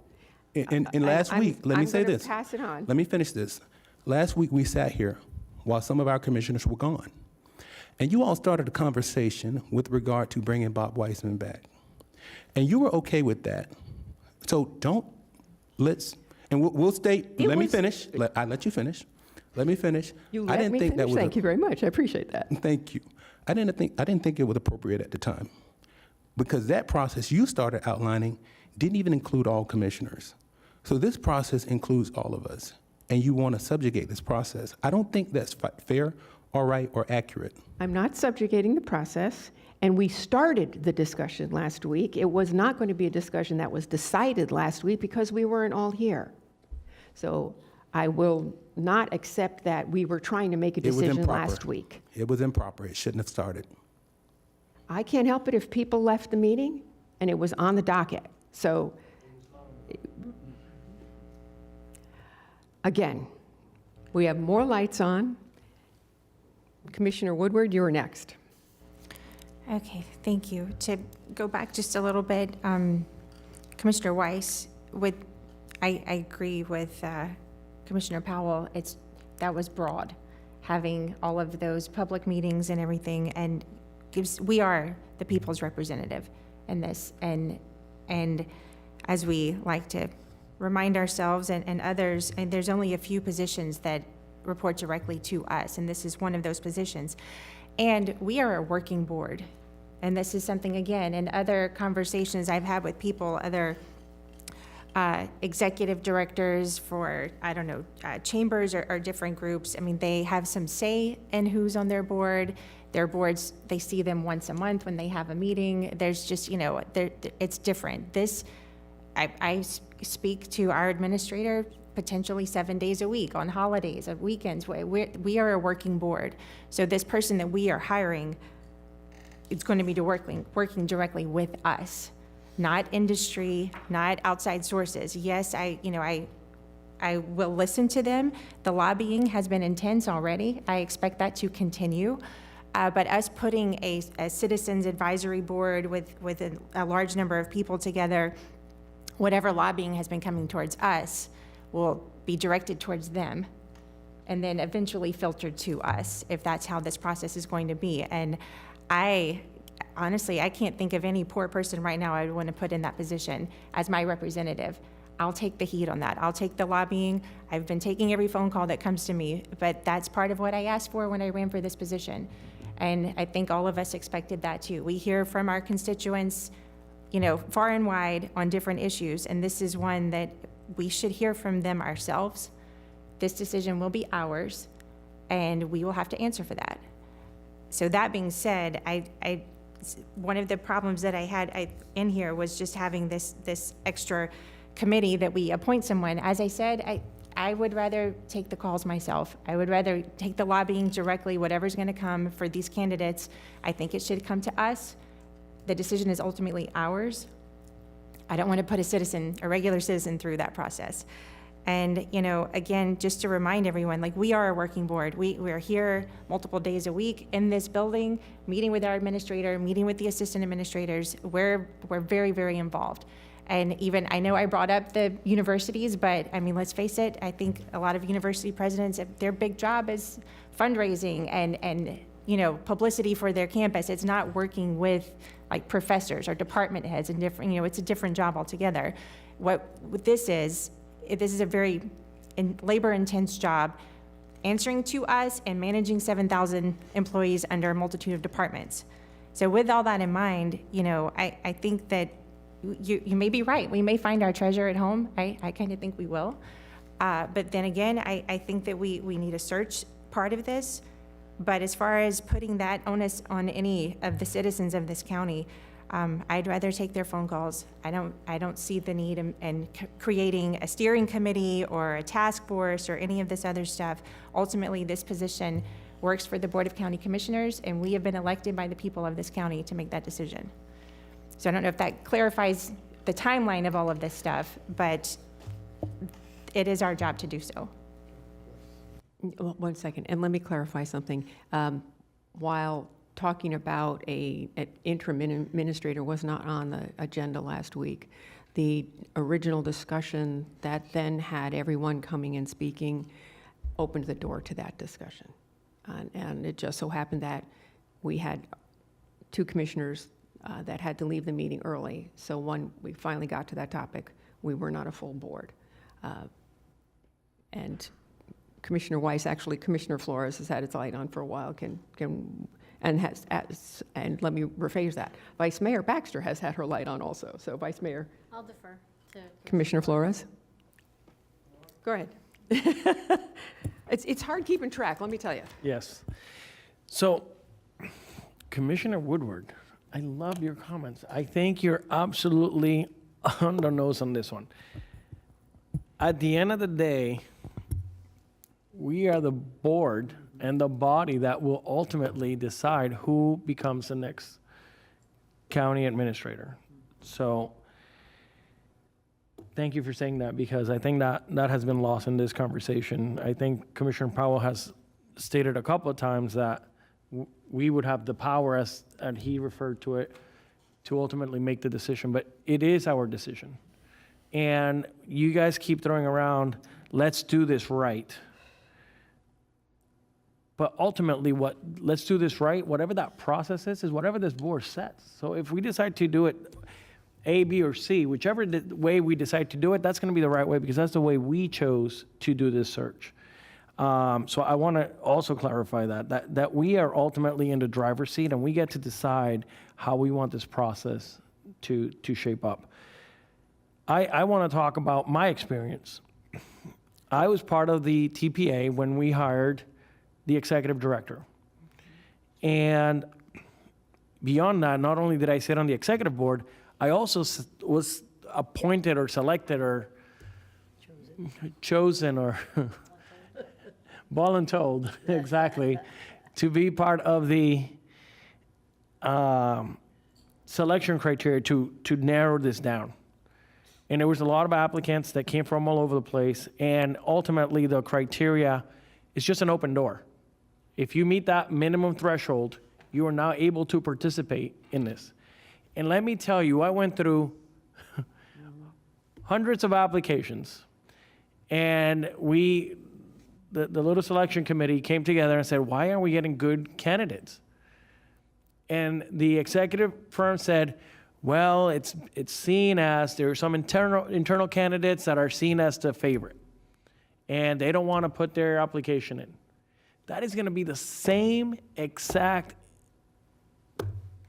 process here, because I know firsthand that there are some internal candidates that are interested in the position, and our county administrator has gone on the record and said, I think these are individuals that could do the job.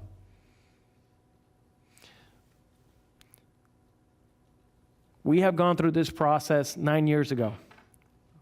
We opened the doors to all the community members, to all the business, all of the groups. Should they have a say? Absolutely.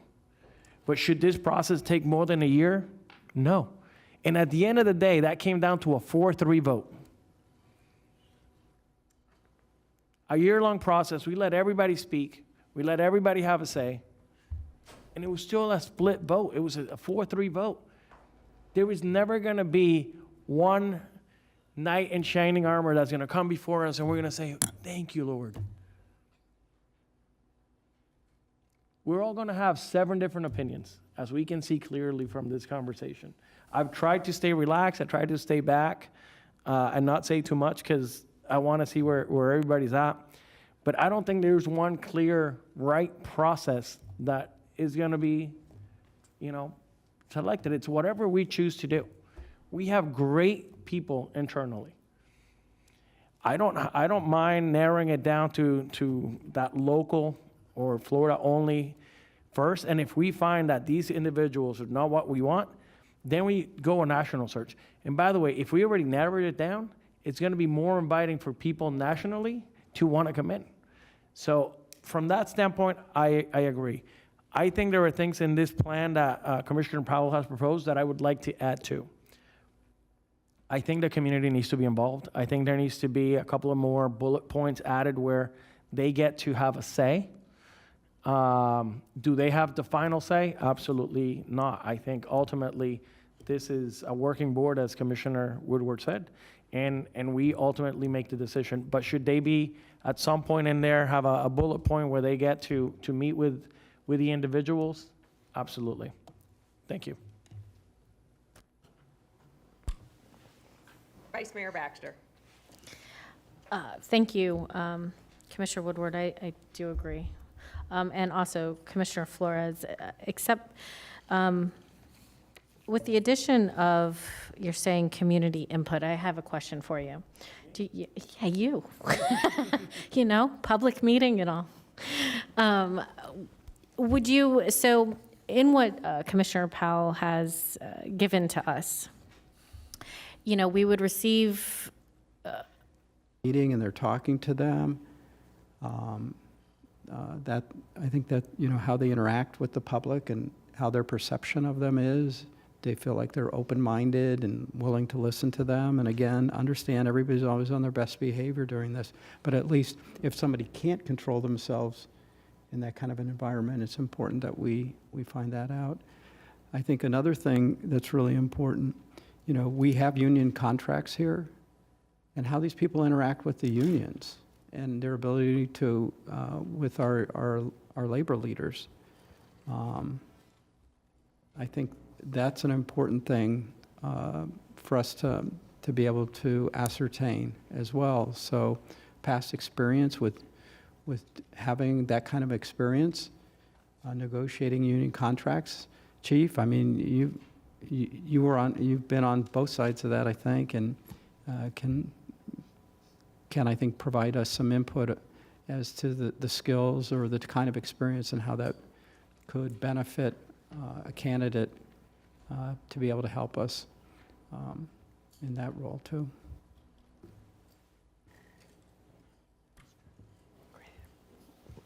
Chief, you want to add something? Was that a question towards the chief?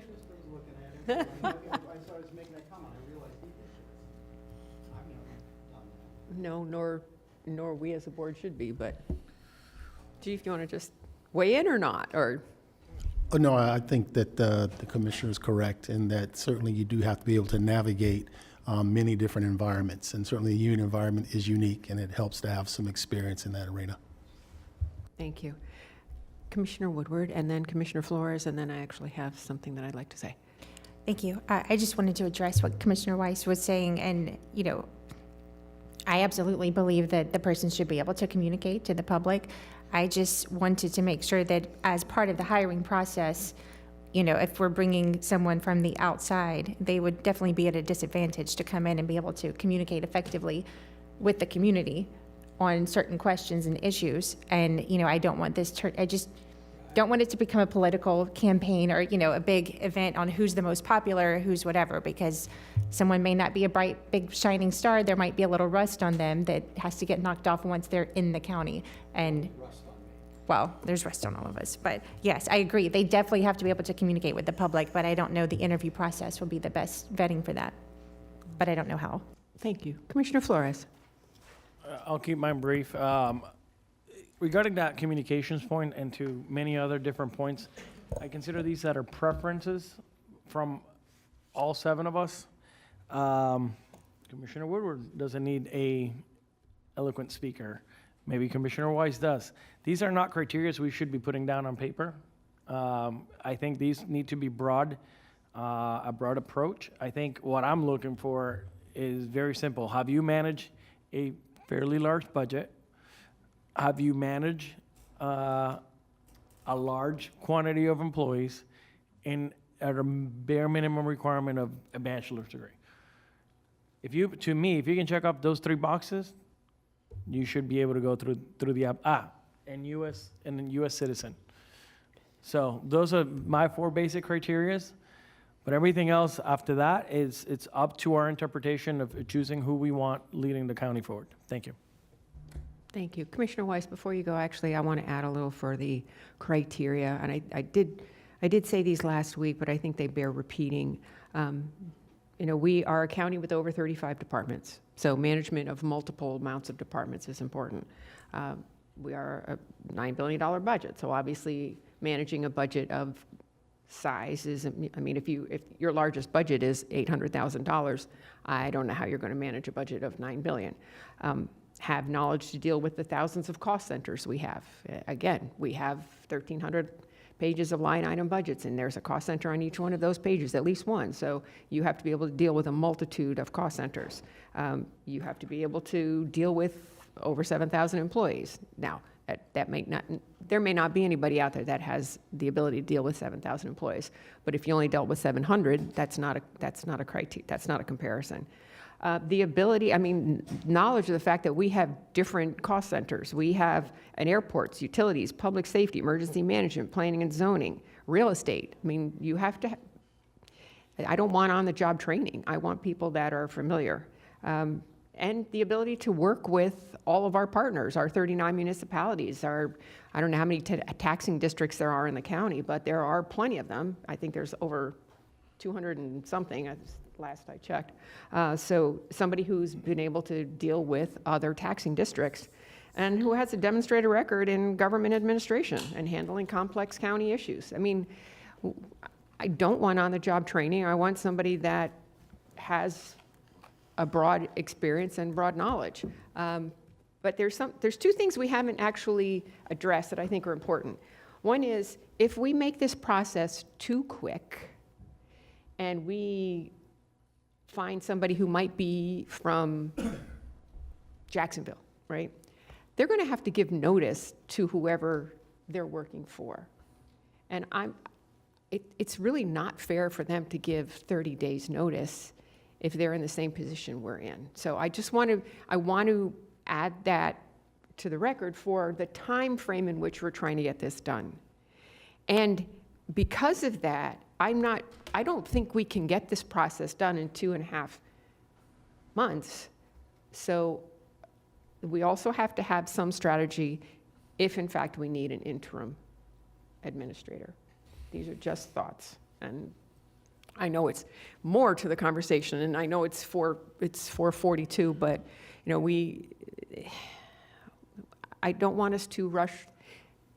I know that Commissioner Flores said, we are the best ones at making this decision. We are, but I also don't think we need to make sure we think of all of the other things that could happen along the way, not just we can get it done in 2 weeks. And because people who want to apply for this job, and if they're not local and they think that the local is going to get preference and they might be more qualified and they're not going to, and then we've done ourselves a disservice.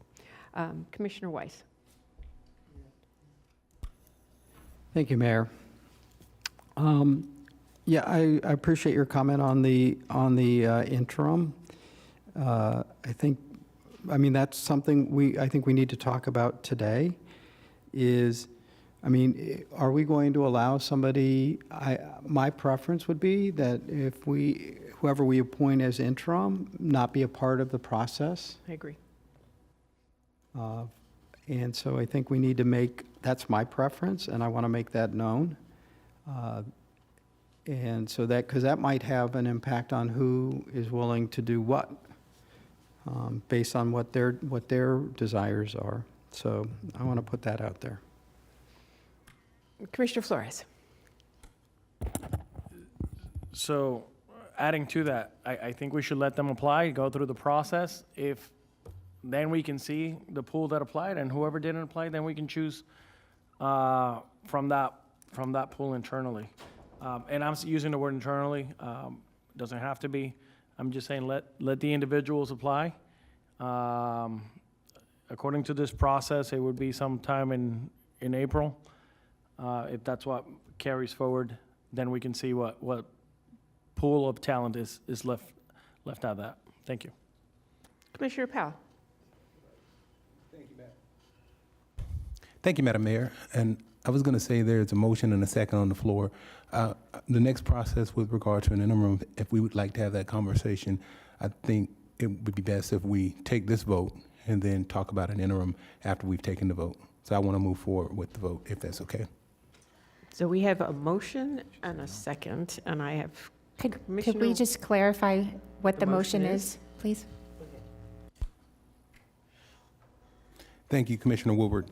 The motion is, as we would take this as is with the adoption or with the amendment to come back with qualifications based on your recommendation at our very next BCC meeting with the qualifications of what we're looking for in terms of a county administrator. Understanding that would be broad because each one of us has different qualifications. Similar to Commissioner Sachs, I simply believe that what's outlined in statute, as well as someone being a citizen here in the United States of America, would qualify. We, as a board, would see what people have submitted to us, and if they don't have the credentials or, some of the things that we think are necessary, then we would drop them or we wouldn't move them forward.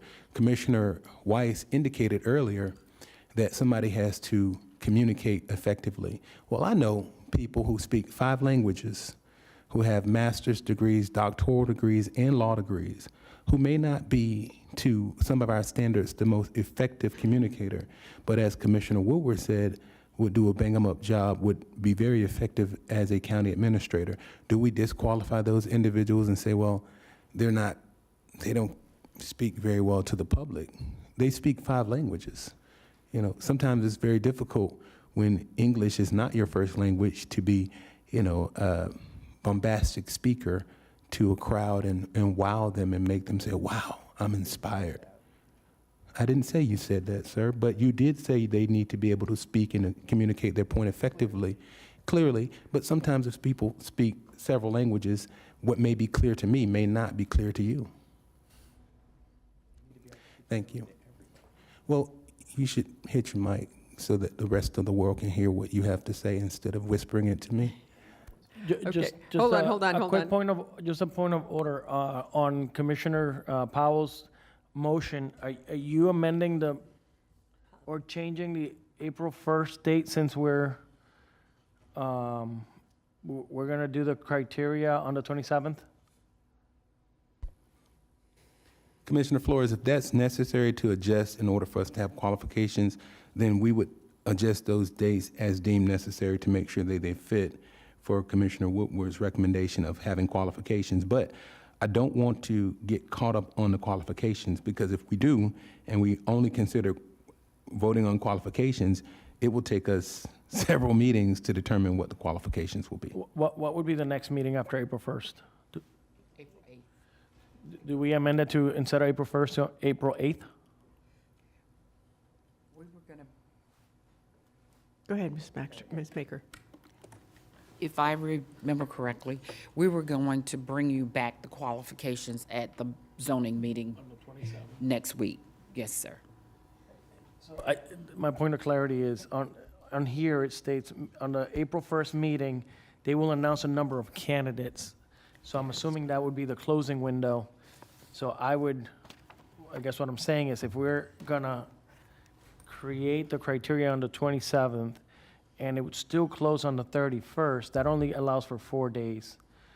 Maybe we should change that April 1st to April 8th, and we close the application on April 7th, since we are taking a little bit longer. That's my point of clarifications from Commissioner Powell. If that's okay with Commissioner Powell, I'll second that. The difference is, you know, modification of the dates. Modification, yeah, absolutely. Yes, sir. Other than that, everything is exactly the same. I just wanted to clarify, once we get the criteria, is it the board's direction that HR should post that on their website, should write up a job ad? How is that going to be communicated to the community so we get those responses back? We have a process for advertising jobs. In working with, or the assistant county administrator working with the HR director, we also need to reach out to certain groups, American Association of Public Administrators, CPAs, or whatever. We're going to reach out to those groups. So the 30 days that the board spoke to earlier, we may need to reach out to those groups post in a timely manner, so that those 30 days or a little bit more, because they advertise in their documents along with their website, and put it on there so they have time to get back to us. So you only have to open this like once, and then determine how many people you have at the end of that period. And then we bring those back to you, and then follow the rest of the process that is being laid out by Commissioner Powell, that if this board agrees to it. Would it be correct for me to say then that what we're going to bring back is not just qualifications, but actually the ad that we're going to be posting? We can bring that back. So And the that would board can be make March modifications. 27th. And then we would vote on what the qualifications are that we are looking for. I don't think between March 27th and April 8th is a good enough, large enough window to look at applications. I think we need more than a week, because I have people already. I know, I'm sure there You know, are, I'm sure there are, so but again. nationally. Again, if we make it a week, there might be people who are qualified that haven't had the opportunity in a week because they didn't know about it. Well, let's if I may, let's make a decision today That's on what what we're we're trying to doing. get to. Yes, and then the specifics of the process we can do at the next meeting, which is the qualifications as well as how we advertise this, which I think is very important, how we advertise it, because this is national, could be international. And I think we differ a lot on these issues. So I think that what we need to do is, let's make a decision today on what we're voting on, and then let's get the dates certain for the way we're going to proceed on it. But let's move. Well, we can't vote on this as it is because we don't have dates. So then we have to amend, hold on, please. We would have to amend what we have here in dates and just say that the first date we're going to use is the date of March 27th. On March 27th, we can then pick the other dates that we want. Is that amenable to everybody? I don't think I can make that motion. Does somebody want to amend their motion to accept wait, that? excuse me, I'm sorry, Mayor, point of order. We have a motion made. We have a second. We have an amendment to the motion on the dates. We have a second to that amended motion. Do you wish to now amend it again, Mayor? What is your pleasure? Oh, Mayor, I'm asking you so that we can. There are a lot of questions. Would the clerk read the motion that is on the table at the moment? It's a motion to adopt the process as is with the amendment to discuss the qualifications as well as the ad at the next BCC meeting, which would be the zoning, March 27th. Okay, so there is nothing about because Because here, part of the process is at April 1st BCC meeting, announce the number of candidates. And then there was a discussion to make that April 8th. The reason I'm bringing this up is because I don't want to put us in a box. I think the only date we should be worried about right now is March 27th.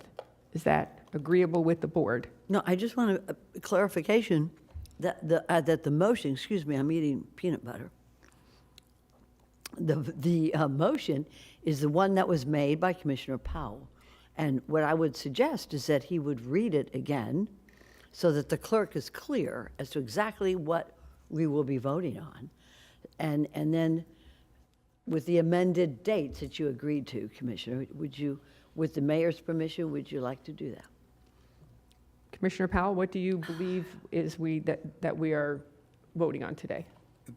Thank you, Mayor, and thank you, Commissioner Sacks. With regard to our motion, the motion was to adopt this item as shown or as indicated with us, with the caveat that we would add the requirements for the job position at our next meeting, which would be the March 27th meeting, if I am correct.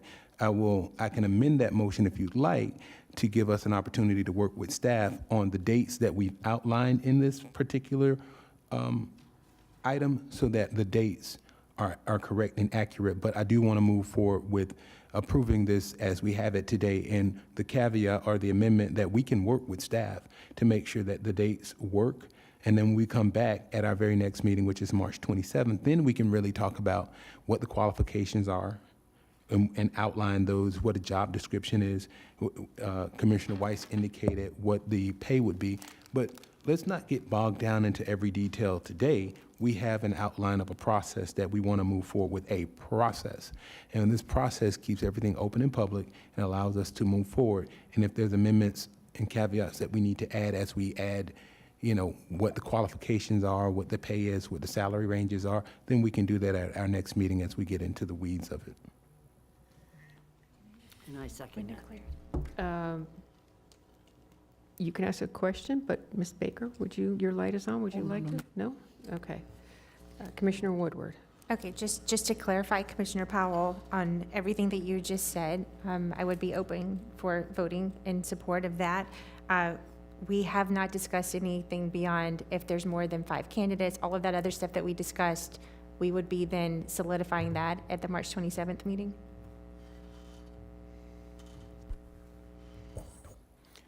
In terms of dates, in terms of what we look at in dates of changing, if there's more than 5 candidates, then we would obviously go to a broader decision.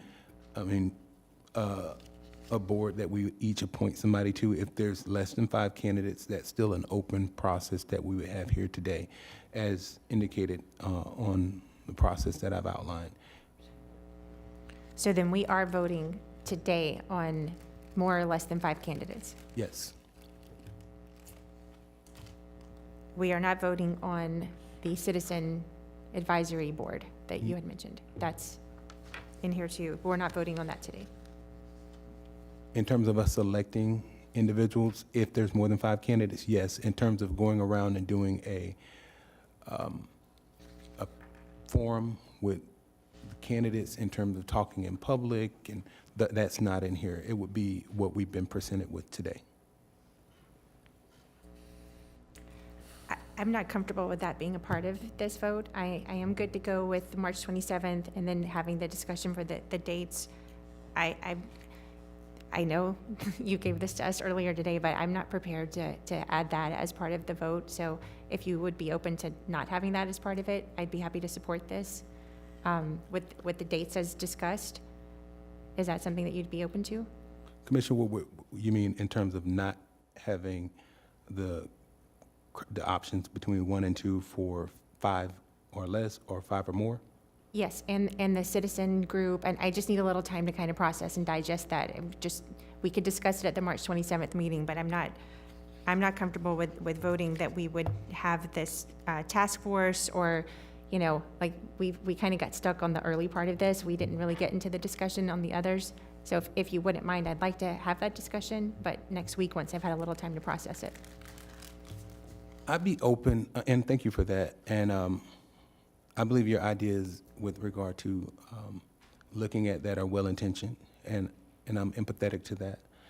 However, I'd be open to moving forward with what we have today. And if there's an opportunity that we look at together next week and determine that we should change the number in terms of 5 or 10, as Vice Mayor Baxter indicated earlier, that will be something that I'm willing to look at next week in terms of process. But what I would like to do today is really move forward with what we have, with all due respect. With the task force. Yes, ma'am. And it would be I don't think I really outlined it as the 5 candidates. It'd be an opportunity, you're right, as this task force would present 5 unranked candidates. So if the task force would be the ones that will whittle it down to 5, if we have more than 5 people apply. And I think we probably more than likely will. So if you'd like, if we wanted to move that to 10, let's move that discussion in terms of that process. At the next meeting, I want to move it, what we have here today, forward, if that's all right with you. I'm having trouble with that one just because a 7-member task force that we select and not having, maybe HR input or some other expert input that maybe wouldn't be one of our appointees from our districts, but having, I just feel like there's more discussion that needs to be had on how that would flesh out. And I don't think the 7-member task force, I'm just not prepared to vote for that. I think it just deserves more discussion and who would be involved in making those decisions. So, I mean, if I'm asking for you to let us vote on that next week, that part of this next week, but that again, it's your motion, so. Commissioner Sacks. Vice Mayor Baxter. If I'm the last comment, I was just going to ask if we can take a vote. Call the vote. Okay, I actually do have one more comment, sorry. There's a lot of information here that I believe we're putting the cart before the horse. I am comfortable with coming back next week with the qualifications, and I would actually like to see us discuss this after we've had time to read it more next week. I have questions about, and we've been here a long time, and I don't want to keep asking questions. I'm comfortable with with coming back next week for the qualifications and whatever else we might think, salary, whatever. But there's timeframes on here. We're going to get we're going to get hundreds of applications if we do this right. So 5 candidates, 10 candidates, I don't think we should be deciding that today. So if I were to vote today on the entire package, I would be voting no. If we're just voting on come back to us next week on the 27th, and then we can give more input on this, I'd be happy to support it. And so there you have it, Commissioner Powell. Thank you, Mayor. And with regard to Commissioner Woodward,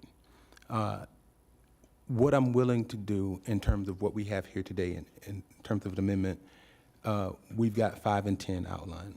The task force, I think, is a necessary part of this. If you would like to amend to indicate how we would do that, or if you can make a recommendation, I would be willing to process that and apply it so we can make that motion here. But ultimately, what I do, pass or fail, what I do want to do today is take a vote on what we've outlined. So I want to hear how you would, what you think in terms of 5 or 10 or task force or not, because I don't want to really change the meat and bones of the process that I'm outlining. Mayor, can I answer? I guess if I were to ask you to amend it, because, I mean, this isn't an ordinance, it can be worked on as we go, but that as part of the March 27th qualifications, we would discuss the process for the 5 or 10 more than, which I believe it's going to be more than, what is the process for vetting and narrowing that field? What's the task force? How would it be? Who would be on it? How do we decide that? Is there room for expert staff level just to kind of help with some of the other vetting?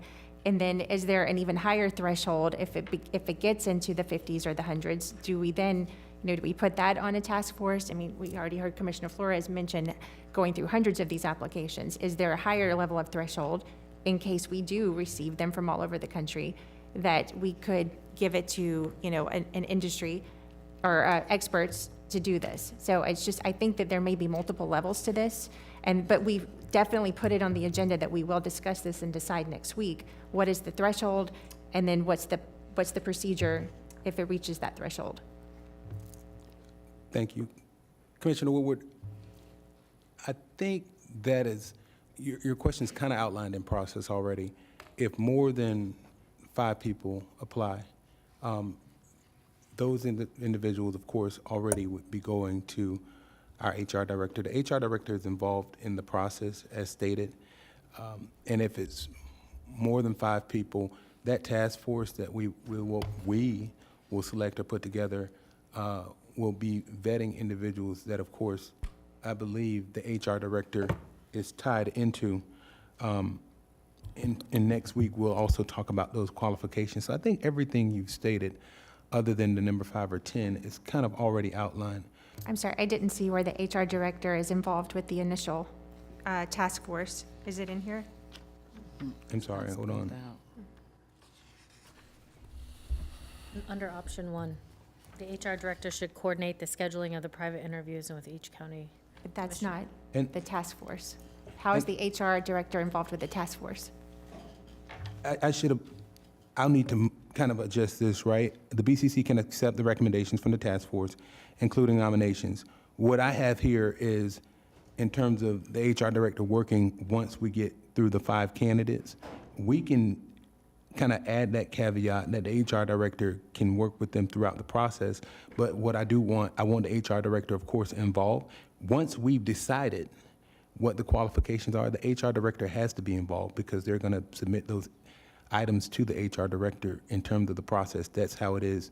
Once we've decided what the qualifications are, obviously when they submit applications or resumes or VITAs, it goes to the HR director before it goes to a task force. So the HR director ultimately is already involved. If we have qualifications and people don't meet those qualifications, the HR director, of course, has the responsibility to weed them out before we get there. Okay, again, I thank you for that and for the opportunity to go back and forth here, but I just would like a little more time to digest that part of it. And if that is going to be part of this vote, I can't support it.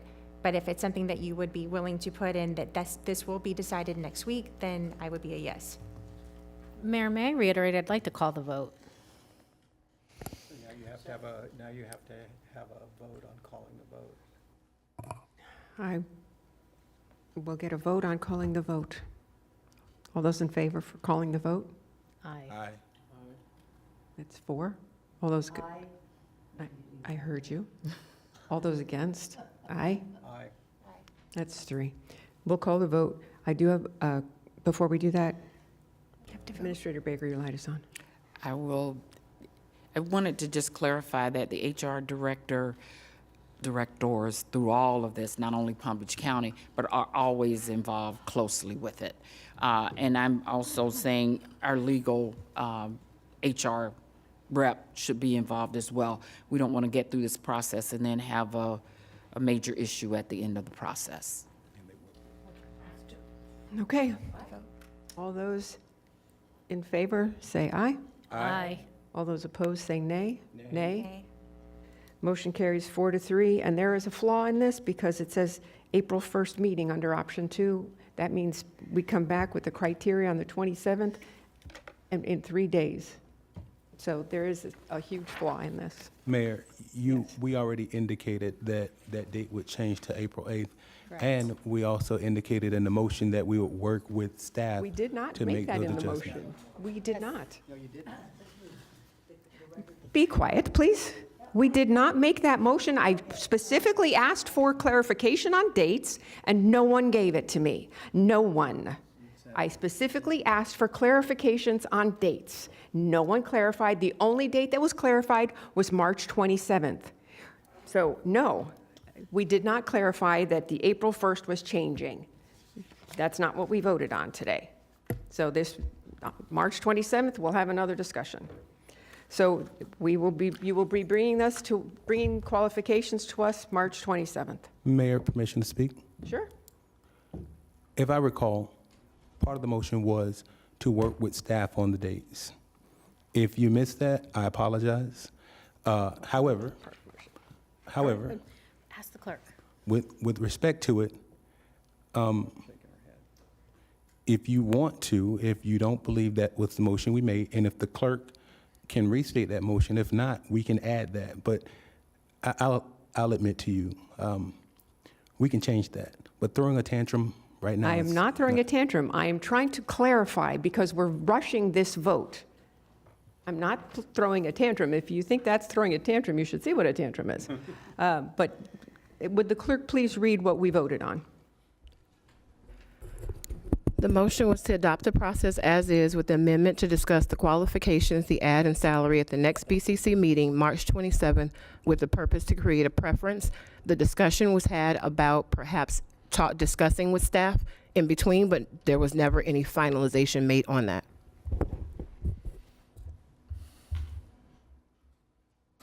Okay, thank you. Commissioner Flores, your light is on.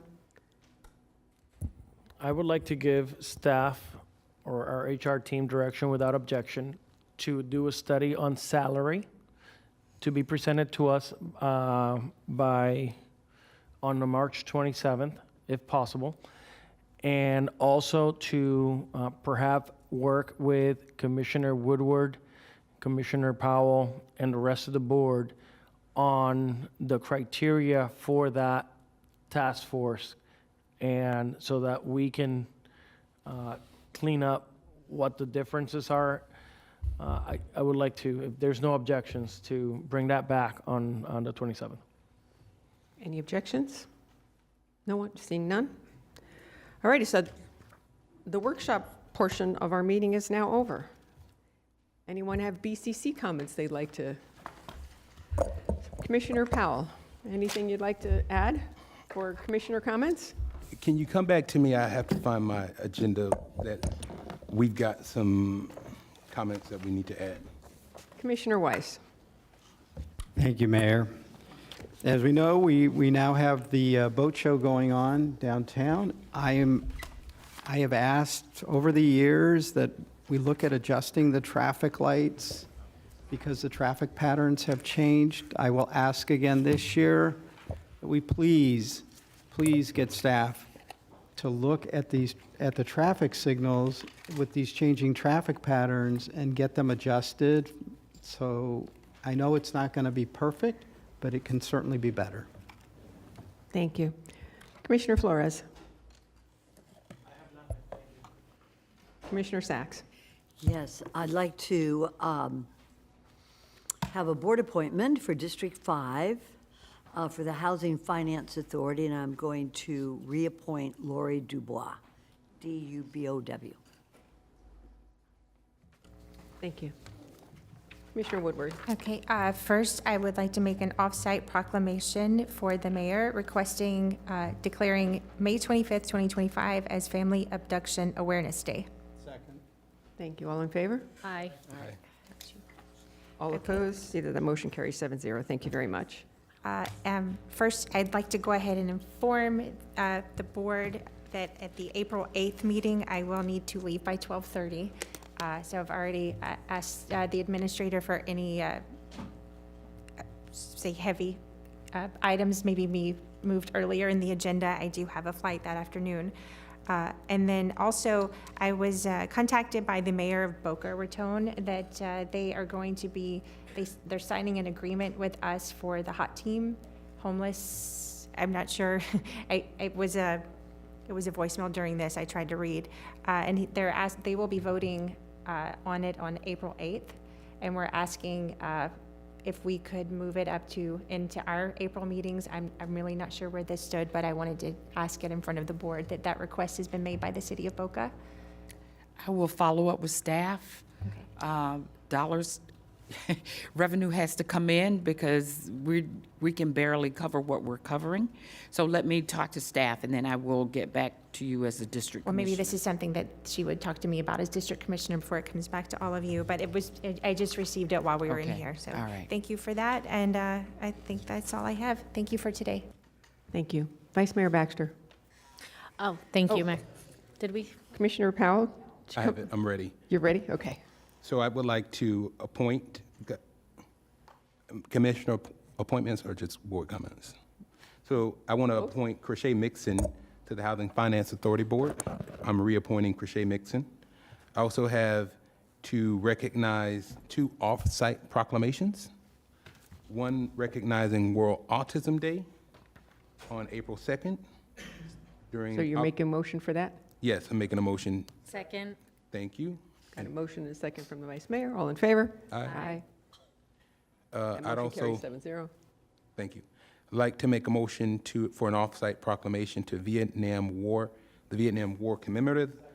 Oh, definitely. We have a motion and a second. All in favor? Aye. Aye. See, that motion carries you. 7-0. And I would like to make a motion to receive and file the process for selection of a county administrator that I've outlined earlier with the, I need to make sure the clerk has it filed. Okay. We have a motion to receive and file. Aye. Aye. Oh, Aye, aye. Aye. as amended or as written? As amended. Aye. So we have a motion and a second. All in favor? Aye. All opposed? See, the motion carries 7-0. Okay. Vice Mayor Baxter? Thank you, Mayor. No board appointments, but I did want to say Happy National Agriculture Day. So as we all know, if you got to eat today, thank a farmer.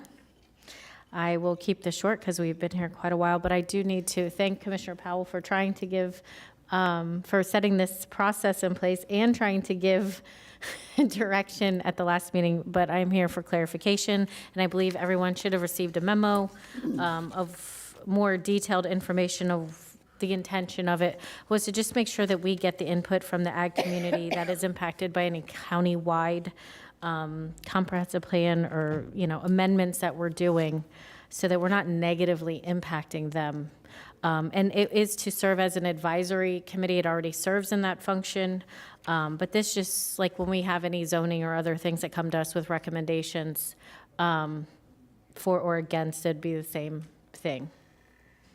So I can read exactly what I have to make it more clear. It said, I'd like to give staff direction to initiate a text amendment to the comprehensive plan to have the initiation of countywide future land use text amendments be reviewed by the Ag Enhancement Council for an advisory opinion on all amendments that affect the ag industry. So I have a motion and a second. I have questions. Okay. Commissioner Weiss, I think your light was on first. Thank you. Yeah. In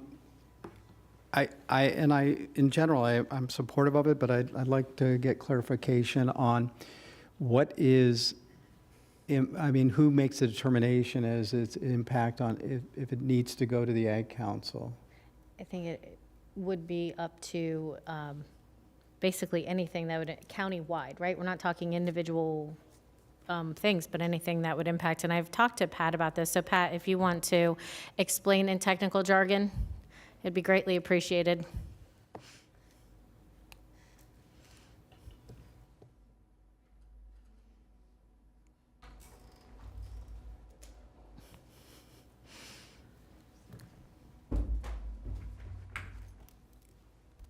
We'll do technical jargon as non-technically as possible at 5:17.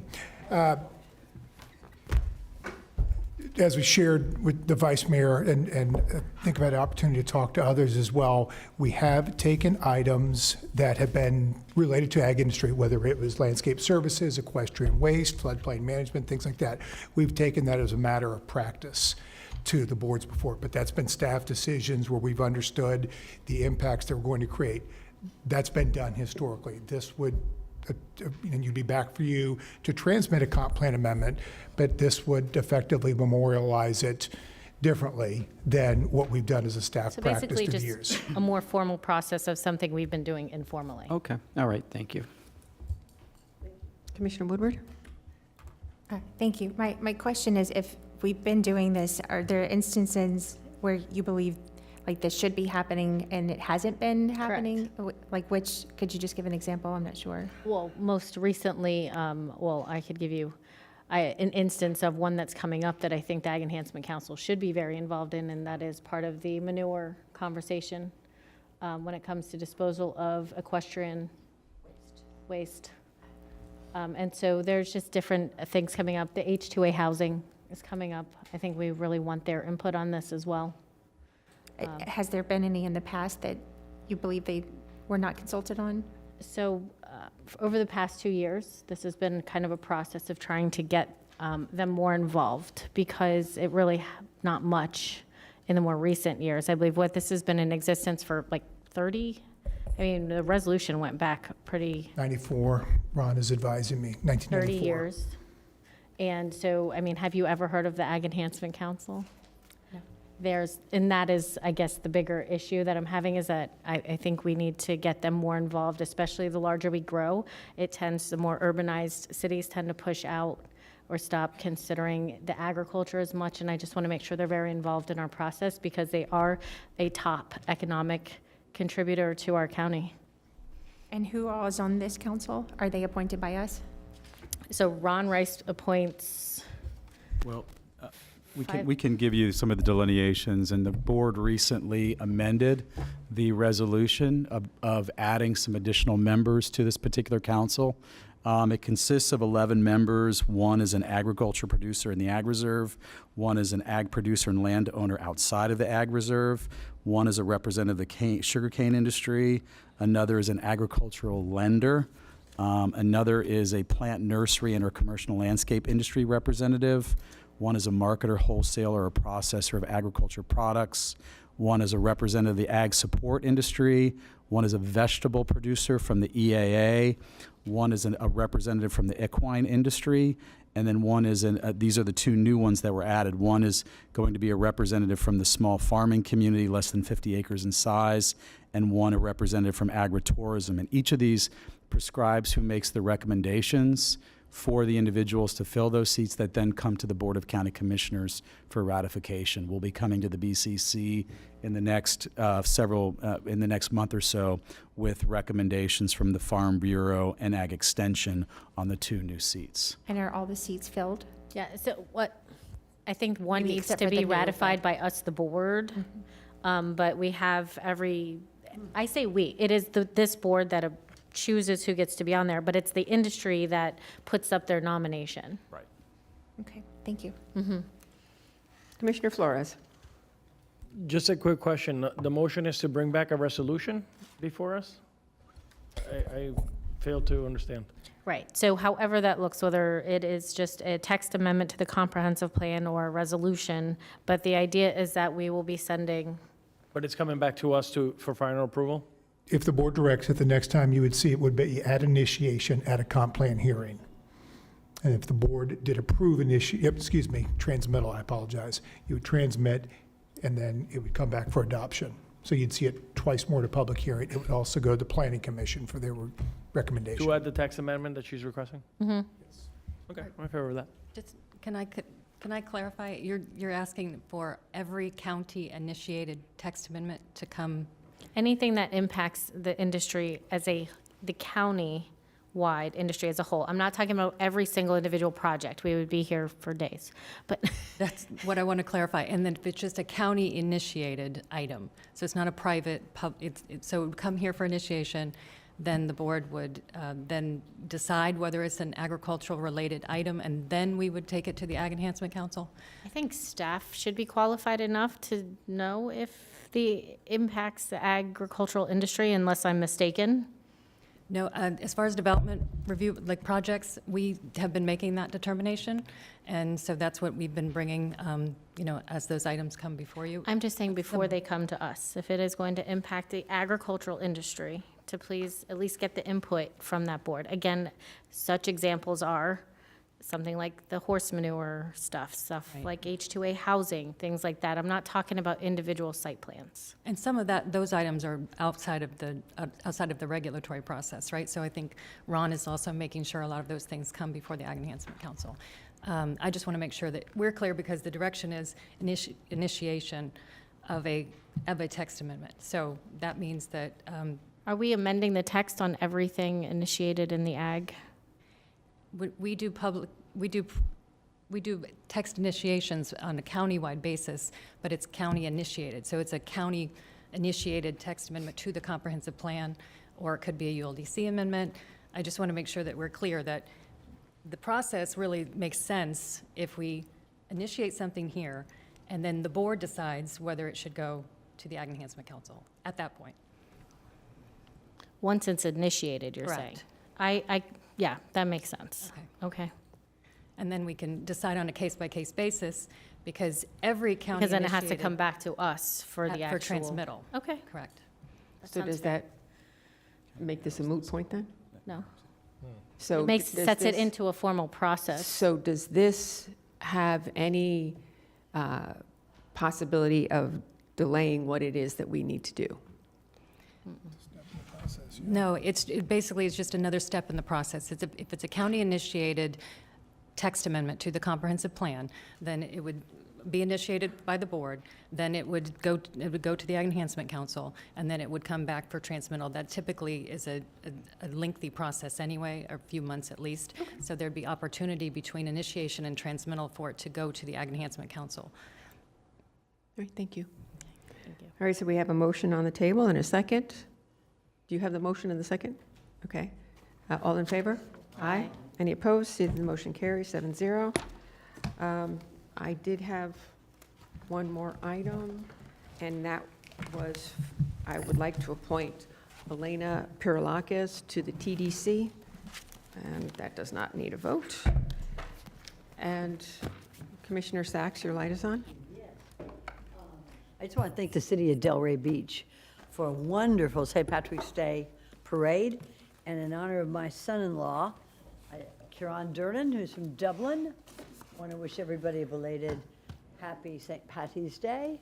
And this doesn't, but we could vote on it if you wanted to, and we could have a committee, but maybe I'll table that till another day. Thank you, Madam Mayor.